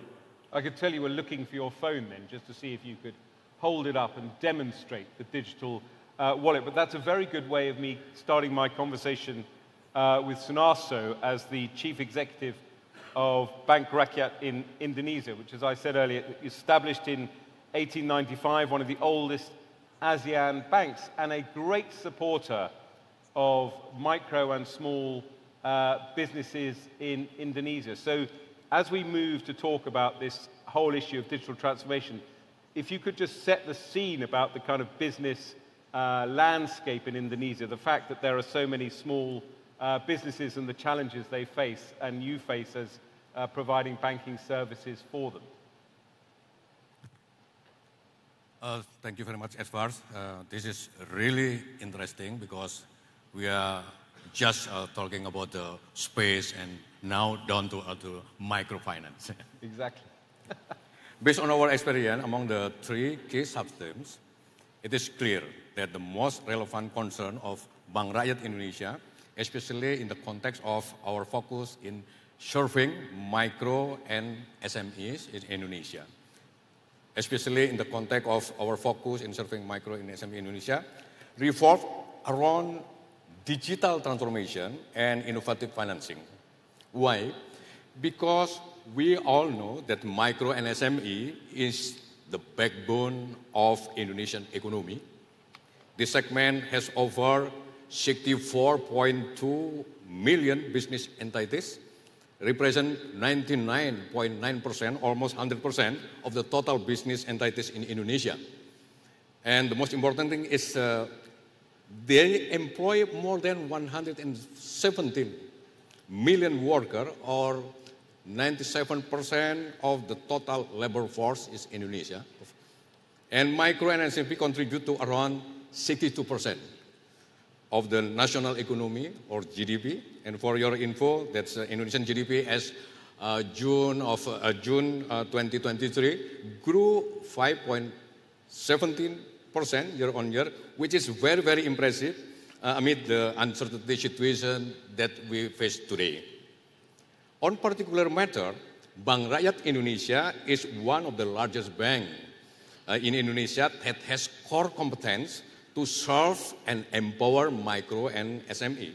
We have been serving micro and SME for more than 120 years through our widespread network that consists of more than 15,000 outlets and 590,000 e-channels such as ATM and also EDC and also cash recycle machine. And also we have more than 100,000 employees who focus on serving this segment. However, serving micro and SME segment is not an easy task. We face high operational costs and also high operational risks due to our extensive infrastructure and human capital to serve them. In response to these challenges, BRI initiated an ongoing transformation journey that we call Revolution since 2015, and that focuses on digital transformation and cultural transformation. Our digital transformation strategy involved two approaches. First, digitizing our internal business process to streamline process and boost overall efficiency. And the second, creating new business model to create new value, where we explore opportunities to create new revenue stream and value for our stakeholder, primarily our customer. To recap, in BRI perspective, we certainly think that the most relevant key sub-theme in the context of ASEAN and the Indo-Pacific are digital transformation and innovative financing, as BRI is in the strategic position in supporting the national economy and hopefully in ASEAN through focusedly serving micro and SME. In terms of what we have done so far and the challenges we have been facing in terms of our digital transformation, I think we can discuss in the next Q&A. And now, time back to you, Edward.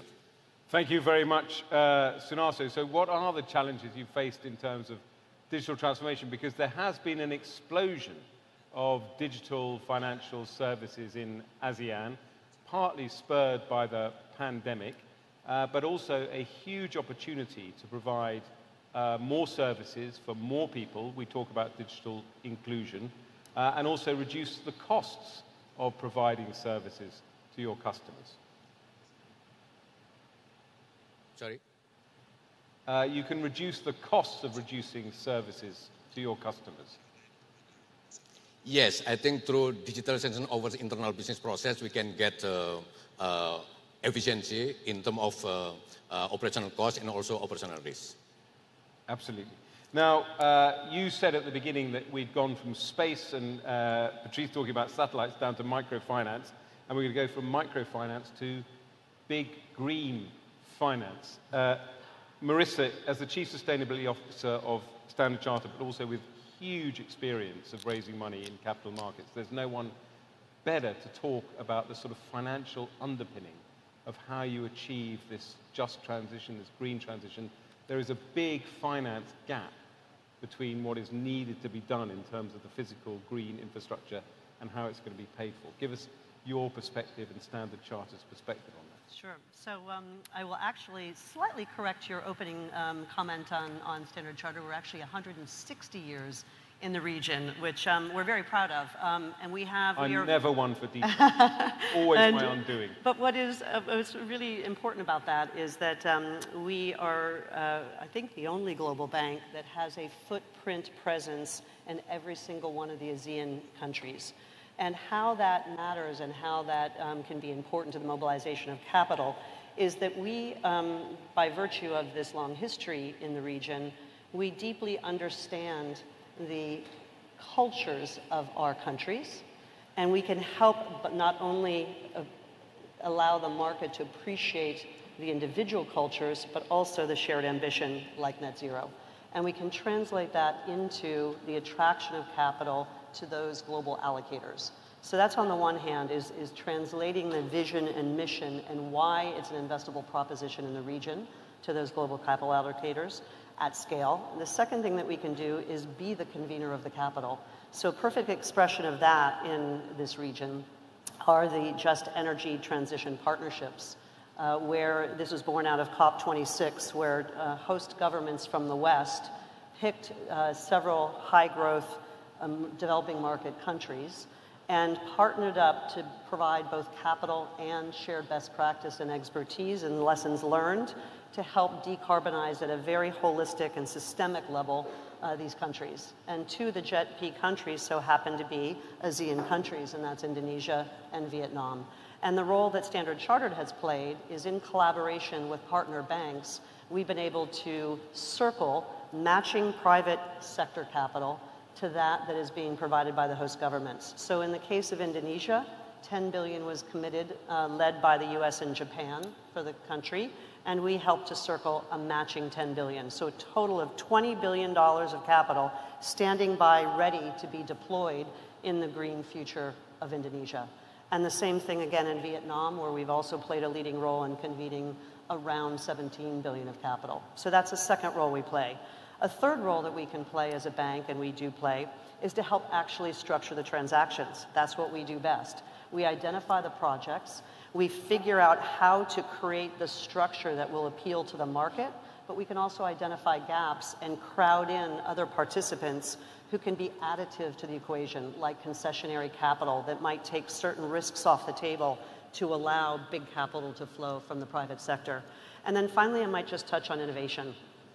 You spoke about financial innovation. I think all of us on this panel have a bit of innovation in our blood somehow. And in the context of financial services, in order to solve climate change and attract the kind of capital that we're talking about and create that commercial proposition, we need new ways of thinking, we need new structures. And a perfect, again, example of that would be the carbon markets. We've been an active player in the idea that you can generate a credit that someone would want to buy, that you can monetize and then help pay for the cost of this transition. And if we apply that very specifically, getting even more innovative, we've taken the concept of the carbon markets and now we're applying them to trickier topics like early decommissioning of coal, which is something that we would like to see happen in the ASEAN region. So what we're helping to structure now is the ability, as you decommission a high carbon emitting sector early, you can create a credit that then you can use to offset perhaps a carbon tax, or you could monetize. And we have been a shareholder and an architect of the CIS alongside other partners in Singapore, which is the carbon exchange, to create transparency, to create a liquid trading market for those credits to be bought and sold. Another application very, very relevant to Indonesia and Southeast Asia, natural capital is such an important component of mitigating climate change. We need healthy oceans, we need strong forests, they sequester carbon, and we need to protect them. Well, we can use financial engineering and financial innovation to think about ways in a private sector, for-profit way to invest in conservation and the natural environment. And that's an early and burgeoning field that we're quite active in. So lots of places, hopefully, that we can make a difference. And one final one, which is in the spirit of collaboration. For us to be able to galvanize this capital at scale, we need really good information, good data. If I'm going to commit to net zero and I'm going to be able to track the emissions that I'm financing, I need to go deep into my countries and my companies and my supply chains and be able to have confidence in those emissions that I'm tracking and reporting on.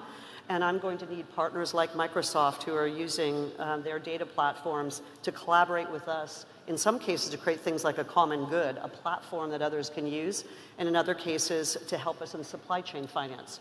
We at Standard Chartered are also pioneering the concept of sustainable supply chain financing, where we're very happy to finance SMEs and other smaller companies that are component parts in a supply chain, so long as they commit to becoming more sustainable. And the only way we're going to be able to do that is easily providing data that's affordable and that is robust. So I'm giving you a gallop through some of the things that we're up to. Yeah, no, it's a very comprehensive view, and you've knitted the panel very well together, although you haven't explained how you're going to finance flying taxis in Indonesia's new capital cities. But I think that next panel. it is fascinating because, of course, we forget, we tend to talk about kind of renewable energy. We don't talk about financing the nature, as it were, financing conversation. I think Singapore has a carbon tax, and it's interesting this thing about carbon tax. But in terms of the money that you're deploying and ready to deploy, I mean, Indonesia has 118 coal-fired power stations. How realistic is it? I mean, to move at pace to decommission those, can it be driven by sustainable finance? Certainly. Well, that's exactly what we're working on now. And while we discussed a little bit, I referred to the idea of creating carbon credits as part of decommissioning. That's not the only solution. One of the beauties of the JETPs is that we are attracting concessionary capital that's willing to possibly step in where the private sector has a harder time.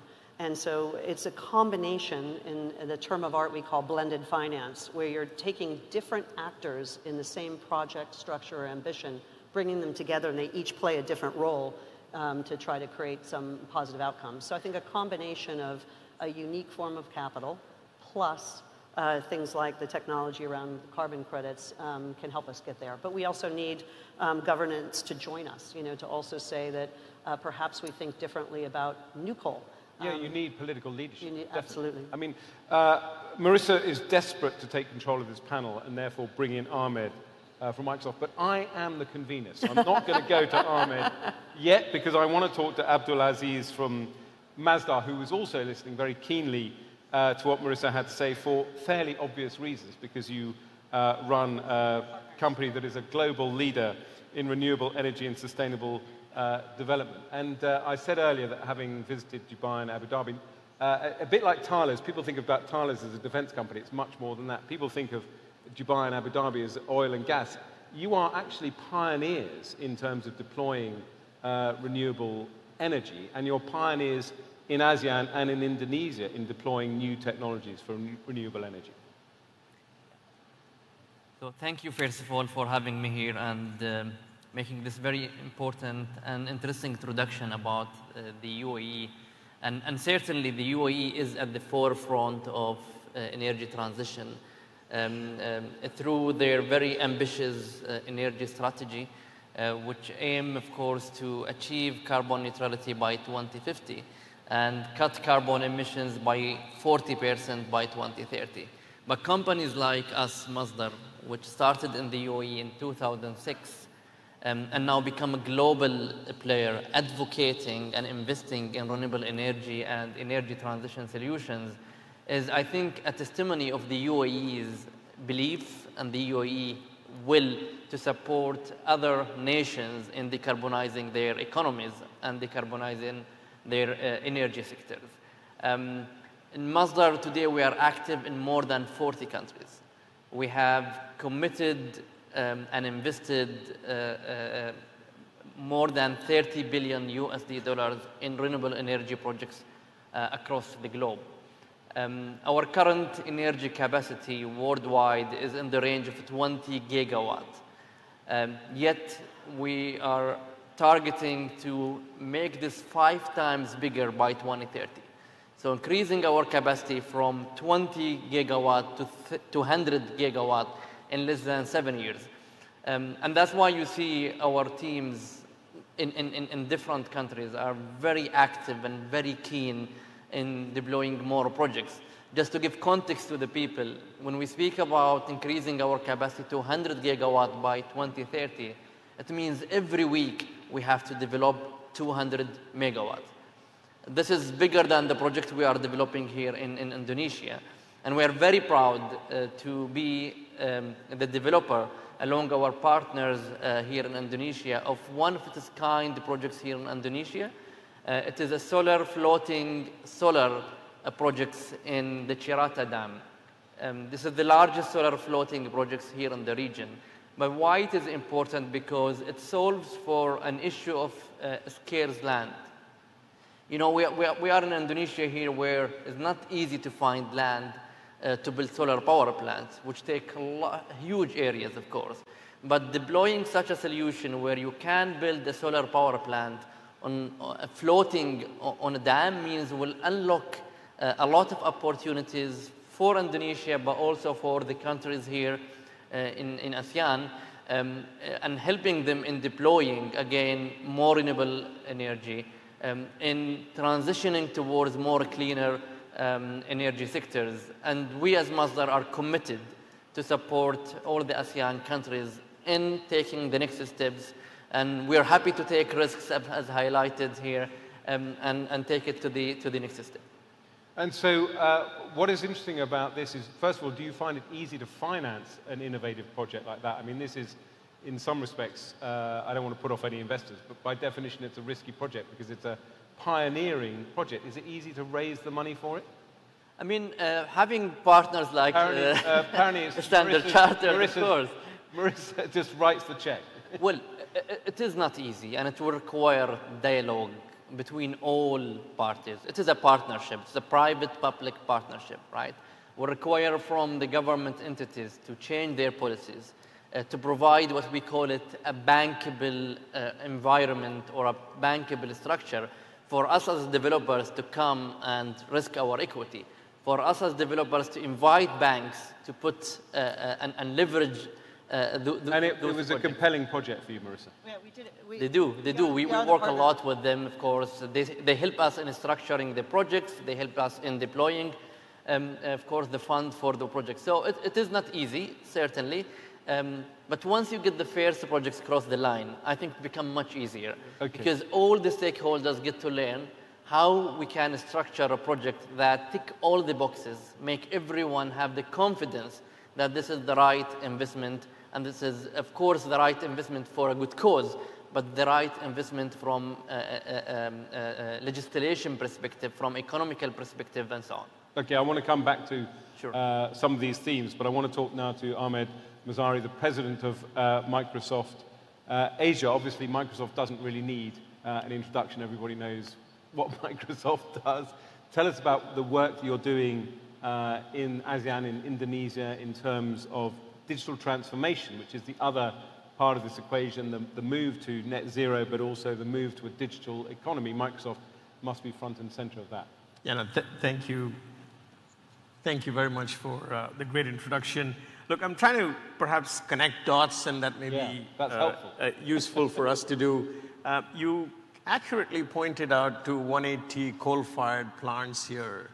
But equally, there's 120 million hectares of agricultural land here, which has the possibility to generate 28 billion tons of carbon credit. It's back to your point. Now, that would be humanly impossible to map. And so we're actually working with a startup here called Jejek using AI. And they've just started the journey. So they've absorbed about 14.5 million tons of carbon already. They've planted, I think, that I don't get accused of sharing the wrong data. Marissa will tell you off. About 10 million trees are in the queue as well. So what we're trying to drive is essentially enable enterprises, micro enterprises, to the point that was made earlier, in helping them have access to better data, have access to more agile data, and be able to do stuff that was, like I said, humanly impossible. How do you map 120 million hectares of agricultural land in the country? The other project that we're doing is in the space of water. And why am I talking about water? You know, why are you talking about water? We're talking about water because as a company, we consume a lot of fresh water. Yes. This morning there was an article in the FT about the fact that semiconductors manufacturers are struggling because of the hottest time in our planet. And the reservoirs in Taiwan are down to levels of 11%. What we're trying to do, so we've got two pledges here. First is, as a company, we have pledged to be water neutral, i.e. we will replenish as much clean water as we consume by 2030. Secondly, we're working with companies in ASEAN and Indonesia to essentially track fresh water and to enable their access to a wider population. So I tried to move away from technology and kind of give you examples of GPUs and CPUs, but rather focus on what we think is making progress in society. Well, I think what is so interesting about what you said, having said Microsoft needs no introduction, of course, you don't think, I certainly as a consumer don't think of Microsoft as a data company, and you do actually knit the panel together, because as Marissa was saying, it's difficult for her to finance projects unless she has reliable data. You can supply data to Sonaso's clients, the micro businesses that need great data as well. But I want to develop some of the themes that have emerged from all of your remarks. And I want to return to Patrice, because you said something, not in passing, but you said something in your introduction which I found really interesting, which we haven't really talked about at the various events I've been to here, which is about creating high added value jobs. We talk, to a certain extent, some of these themes are quite abstract, you know, the digital economy, sustainable investment. But what we also mean are new jobs for millions of people in ASEAN, but they're high-skilled jobs. What do you think the challenge is to train people and give people the opportunity to work in these new industries? Well, it really depends on countries we speak. Let's take two extreme examples to illustrate or to try to answer your question. On one hand, you have, I would say, countries like the US, Europe, where we are clearly lacking engineers. And this is becoming a critical resource, if I may say, if we are not able in these countries to produce, quote unquote, more engineers.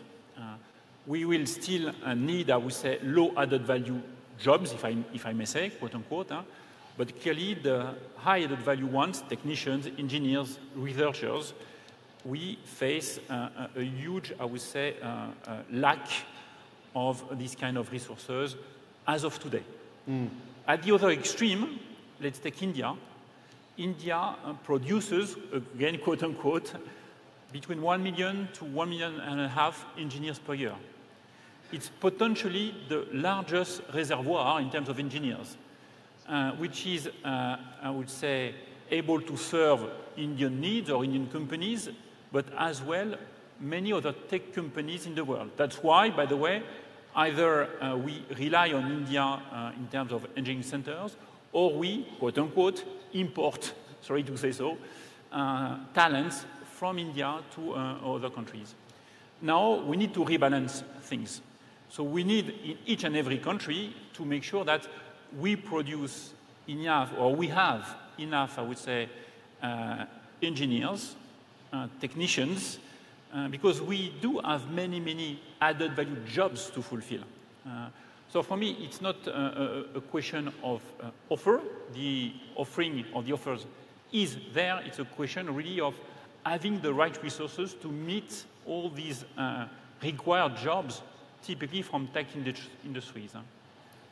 But this is, I mean, what is the climate in ASEAN in terms of the skills opportunities? Because Ahmed, you must as well, you must be recruiting in Indonesia, in every country Microsoft operates in. Yeah, that's a great question.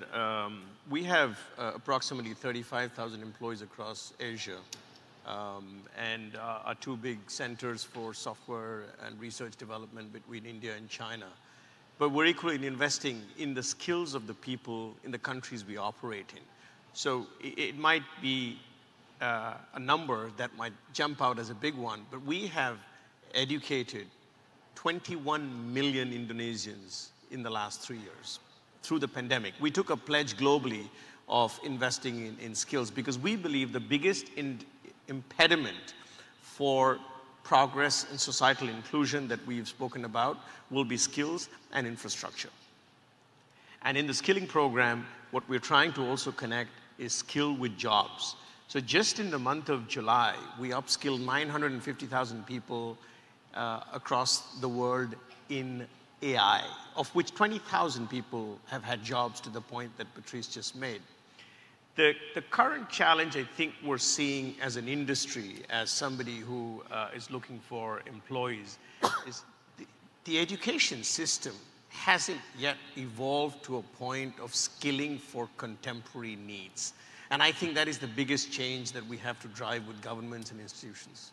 I think it's a really interesting question because it's now a question, I think, in the 21st century of whether the education system can ever keep up with business. And it's long been my view that we need to accept there has to be a business and education partnership because there's no way a traditional school, in my view, can really, the technology that Microsoft uses changes every year, every 2 years, and so on. So it's an extremely difficult circle to square. But I just want to ask as well, Abdulaziz, and also Marissa, the other theme I think that's come out of your remarks is the sort of accumulated experience and knowledge. So I described your floating solar platform as potentially a risky project, but in a sense, it's this is a real win-win because you're providing advanced renewable technology in Indonesia, and when it works, as I'm sure it will, you will be able to, as it were, export that model around the world. And similarly, Marissa, every deal that Standard Chartered is doing is adding to the experience of financing these sustainable projects. So let's start with you, Abdulaziz, on that point. First of all, let me assure you that it will work. Yes. In fact, I was on the site yesterday. It's a 3 hours drive from here, and we are just now starting our commissioning and testing to inaugurate the plant and start the commercial operation hopefully next month. So it will work. And certainly there are a lot of learning from such a project and from all the innovative projects which we have deployed across the globe. We invested in the first floating wind farm in the UK, for example. We invested in the first concentrated solar power projects in the UAE in a very dusty sort of region.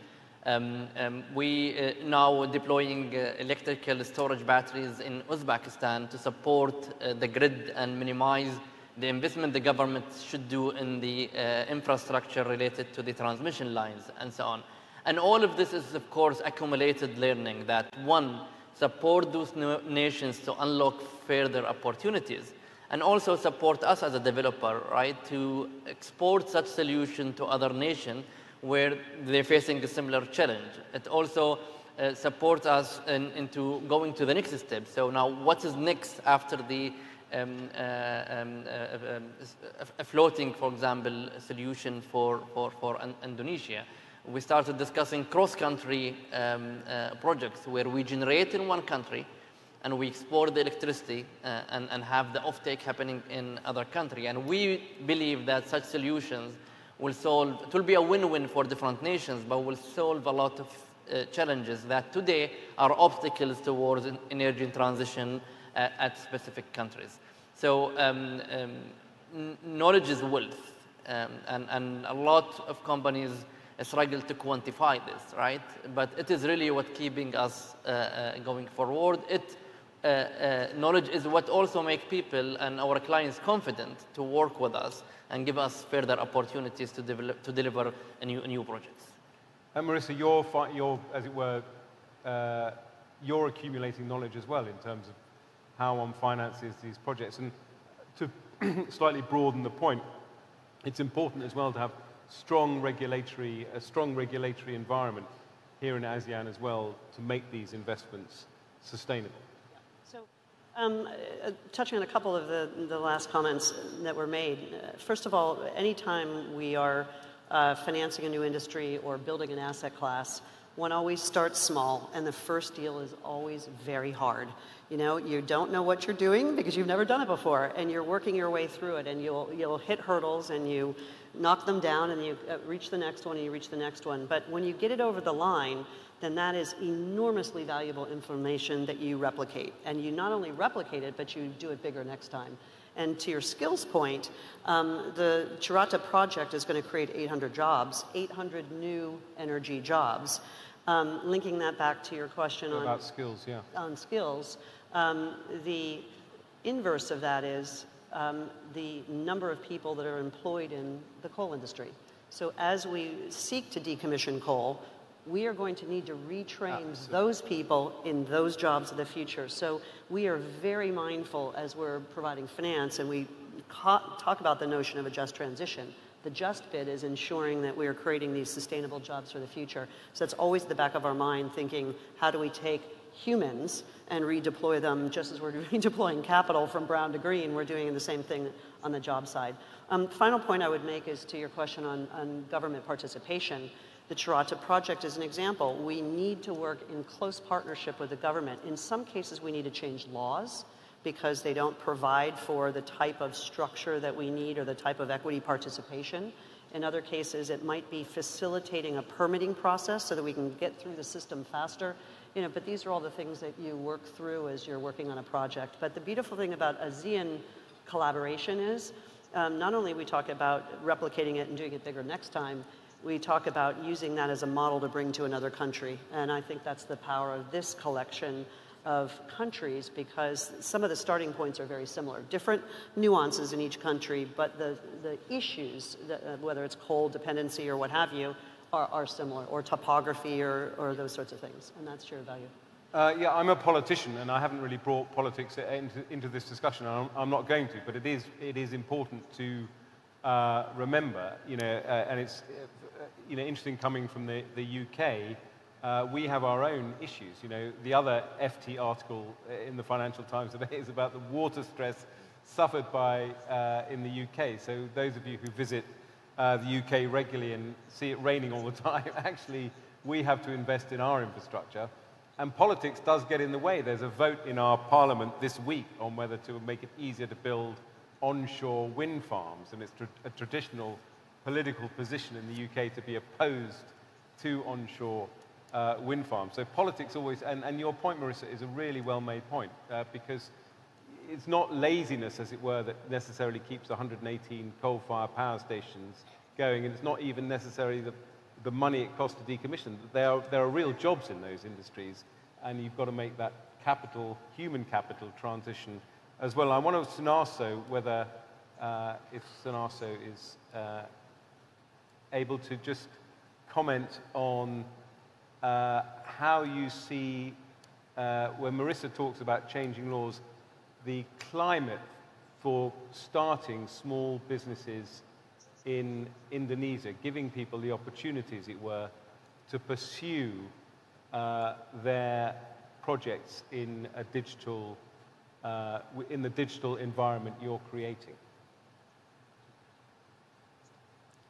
I think this question is really relevant to what we have done to ensure wider financial access for underserved population, I think. Yes. You mean underserved population? Yes. It is a very huge potential. Exactly. Yeah. They used to have limited access to financial services, especially from formal financial institutions. In 2019, ultra-micro segment comprised approximately 65 million micro business unit, of which around 14 million ultra micro business have not had access to funding at all. Exactly. Either from formal or informal sources. Some of the factors that contribute to this situation, including unequal service coverage from the formal financial institution outlet, and the role of financial agent that was not yet optimized to provide financial services. Based on our internal research, ultra micro customers usually familiar with digital platform, using their gadget, but they have limited knowledge of financial product platform, on financial product beyond saving account due to the low financial literacy. So I think the most important thing is how to increasing the level of literation of financial literation. They prefer banking via agent rather than digital banking model and need a financial institution that is locally embedded can gain their trust. That's important. To respond to these challenges, we come up with hybrid bank strategy. So I think we come up with not through suddenly digital, fully digital, because I think everything we can do, I think should be in line with the microfinance journey. So we come up with hybrid bank strategy where combine the strength of our physical presence and digital capabilities. Our branch banking initiative, which involved more than 666,000 brilliant agents, we have brilliant agents, has generated transaction value of around 1,300 trillion rupiahs annually. And from this transaction, a fee-based income of 1.4 trillion rupiahs annually was generated. And the agent itself received 2 to 3 times the fee-based income as sharing fees. We also have been extending our reach to the underserved population through the formation of Ultra Micro Holding together with Pegadaian and BNM.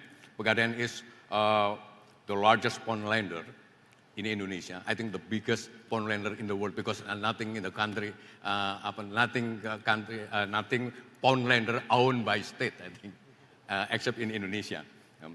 While PNM is one of the leaders of the group-based lending, since the formation of Ultra Micro Holding, we have disbursed loan to more than 36.1 million micro and ultra micro business, including 14.7 million underprivileged women who also receive empowerment program. We aim to have an impact on equitable access to finance, especially within the ultra micro segment, contributing to the national financial inclusion target of 90% by 2024. Yeah. We will continue to strengthen our position as one of the largest microfinance in the world, and hopefully can make impact to ASEAN region as well as to other countries. I think about the regulation, I think we can push together to make maybe certain regulation to support the financial literation, and also to support to strengthen the micro and SME business to support economic growth itself. Thank you. Absolutely. Thank you very much indeed. Now, I'm not sure how much longer we have, because I was told it's 45 minutes, but our clock says an hour. But I just wanted to use the opportunity of this extra time to ask, as it were, the dinner party question. I'd like to ask each of our panelists, it's obviously about artificial intelligence, which we don't need to worry about, because Ahmed indicated that he's trained thousands of people in how to use artificial intelligence through Microsoft tools. But I want to start actually with Patrice, because he was talking to me about it in the green room before we came on. And running a company like Thales and cybersecurity and so on and digital identity, I'd love you to give a reflection, which is not necessarily specific to ASEAN or indeed Indonesia, on how artificial intelligence is going to change your business, as it were, in both ends, both in the products you offer and also the threats you're perceiving. Well, indeed, AI has taken more and more importance in what we do in terms of products and services. Now, if I'm a bit provocative, yes, that's what we like. It's not anymore a revolution. It's already there. It poses, I would say, some key technical challenges when you embed AI in safety-critical systems. Definitely, it may raise as well ethical questions. For sure, but technologically-wise, not very impressed. Not very impressed. And it's already, again, embarked or embedded in many of our products and solutions.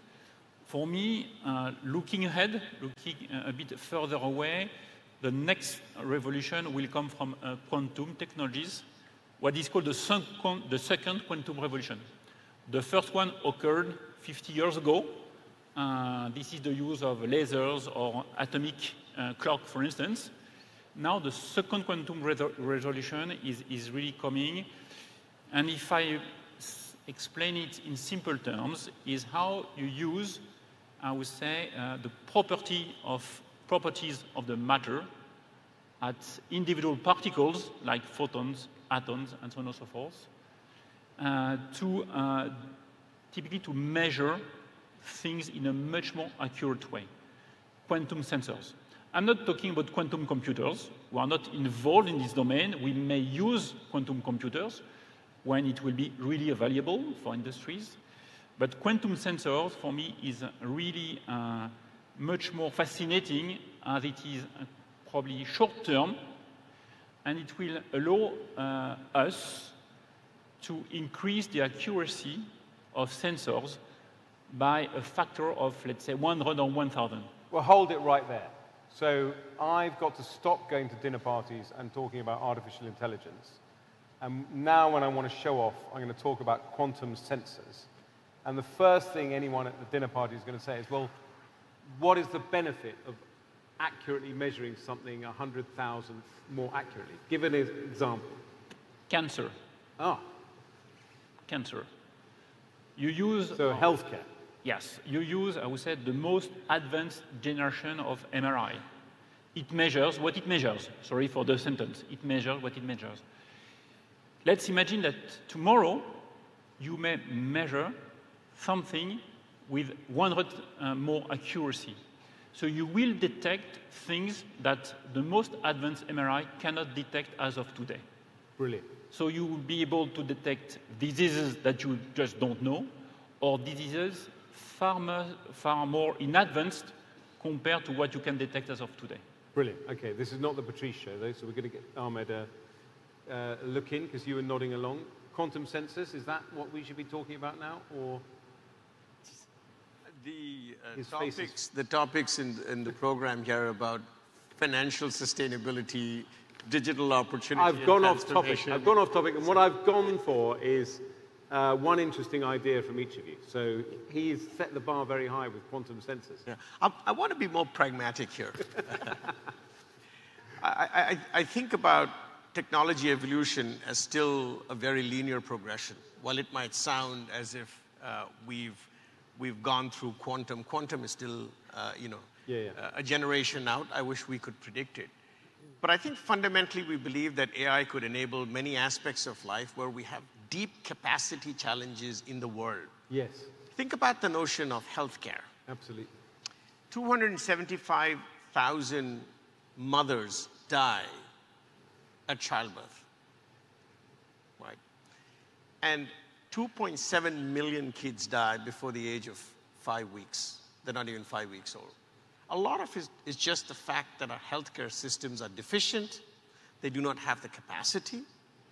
and therefore the ability to provide the right progress during the progress of pregnancy, to offer the right medical support. We believe AI will create immense capacity in the healthcare system. I'm not even going to cancer yet. I'm just still talking fundamentally. 5 million children, adults die of malaria. We're still trying to crack the code on how to find the right vaccine. AI could accelerate that. If you look at education, in Africa, the average attendance in schools by teachers is 3.5 days, limited by capacity and distances that people have to travel. Our thought is that we could get into a world where every student could have a bot which is on their phone or their tablet or their laptop. So I think the advantage is, we're still at the initial journey of exploring the possibilities. For it, skilling is important, we spoke about, but equally infrastructure is very critical. So in Indonesia, where we are now, we're bringing in a data center shortly. We announced it in 2021. It has the potential to create 60,000 jobs. Back to the skills point, yeah. Back to the skills point. So I think as we look at the journey and the opportunity, we are at this stage doing small proofs of concept. We are exploring opportunities in healthcare, education, creativity, business process, in banking. And we see the possibility of creating more financial inclusion and productivity in the economy.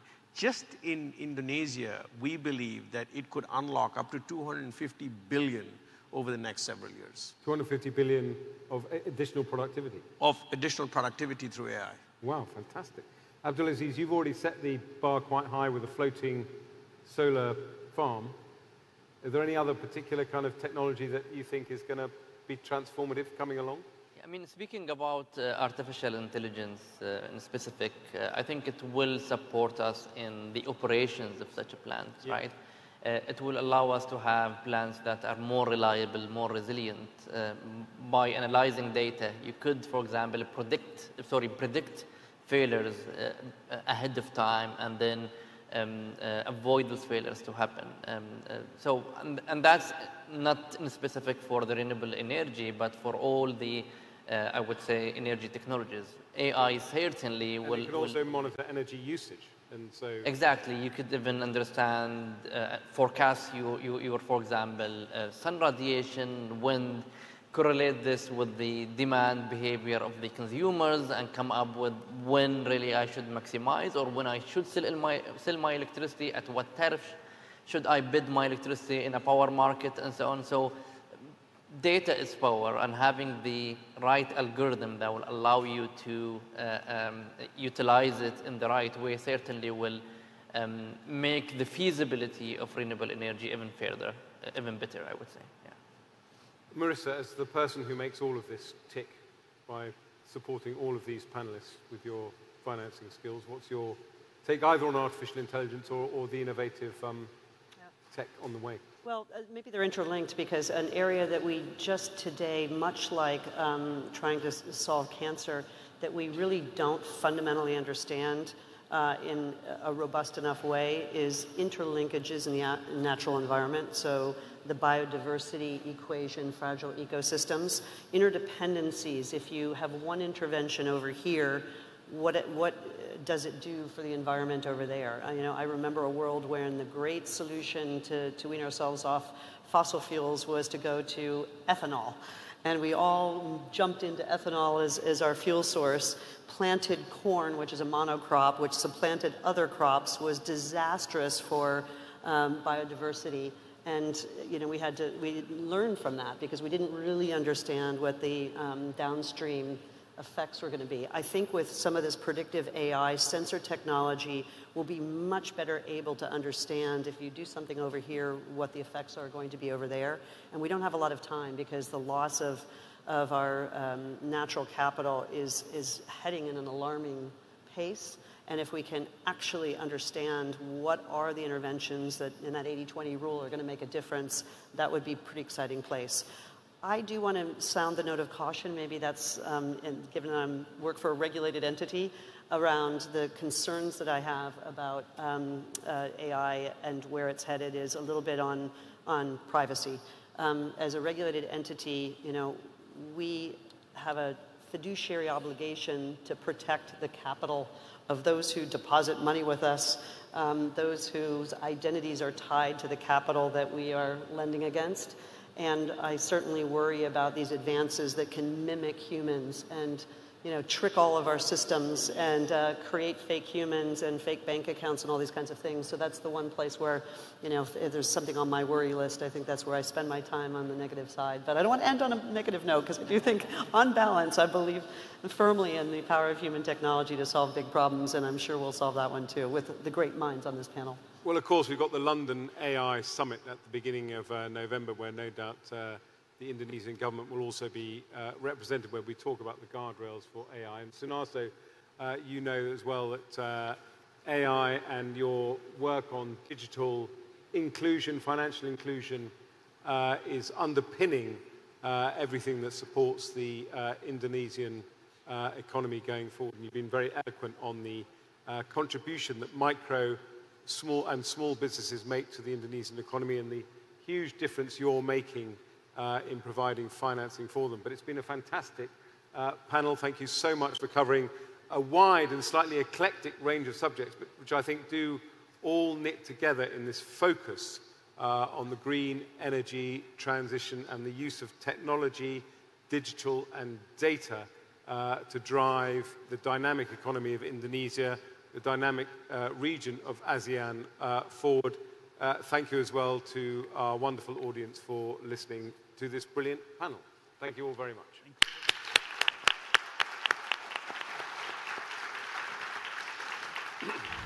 Thank you very much to our moderator for wonderfully moderating this illuminating session. And thank you very much to all of our esteemed speakers for sharing the great insights, expertise, and time with all of us. And I hope everyone has gained incredible insights from them.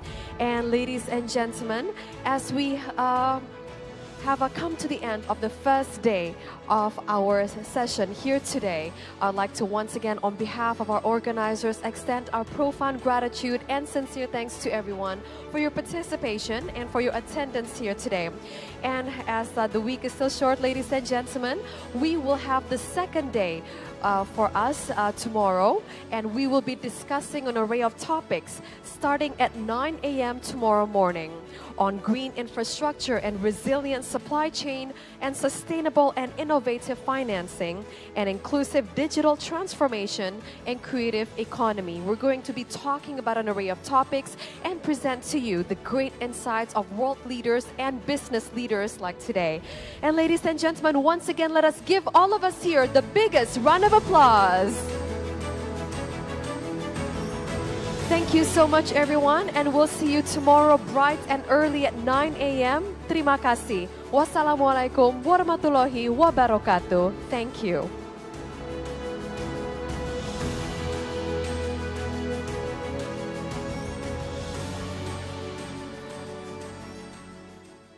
State-owned enterprise that focuses on the MSME segment, BRI Digital Innovation continues to be carried out to facilitate customers in providing services to continue to give value to Indonesia.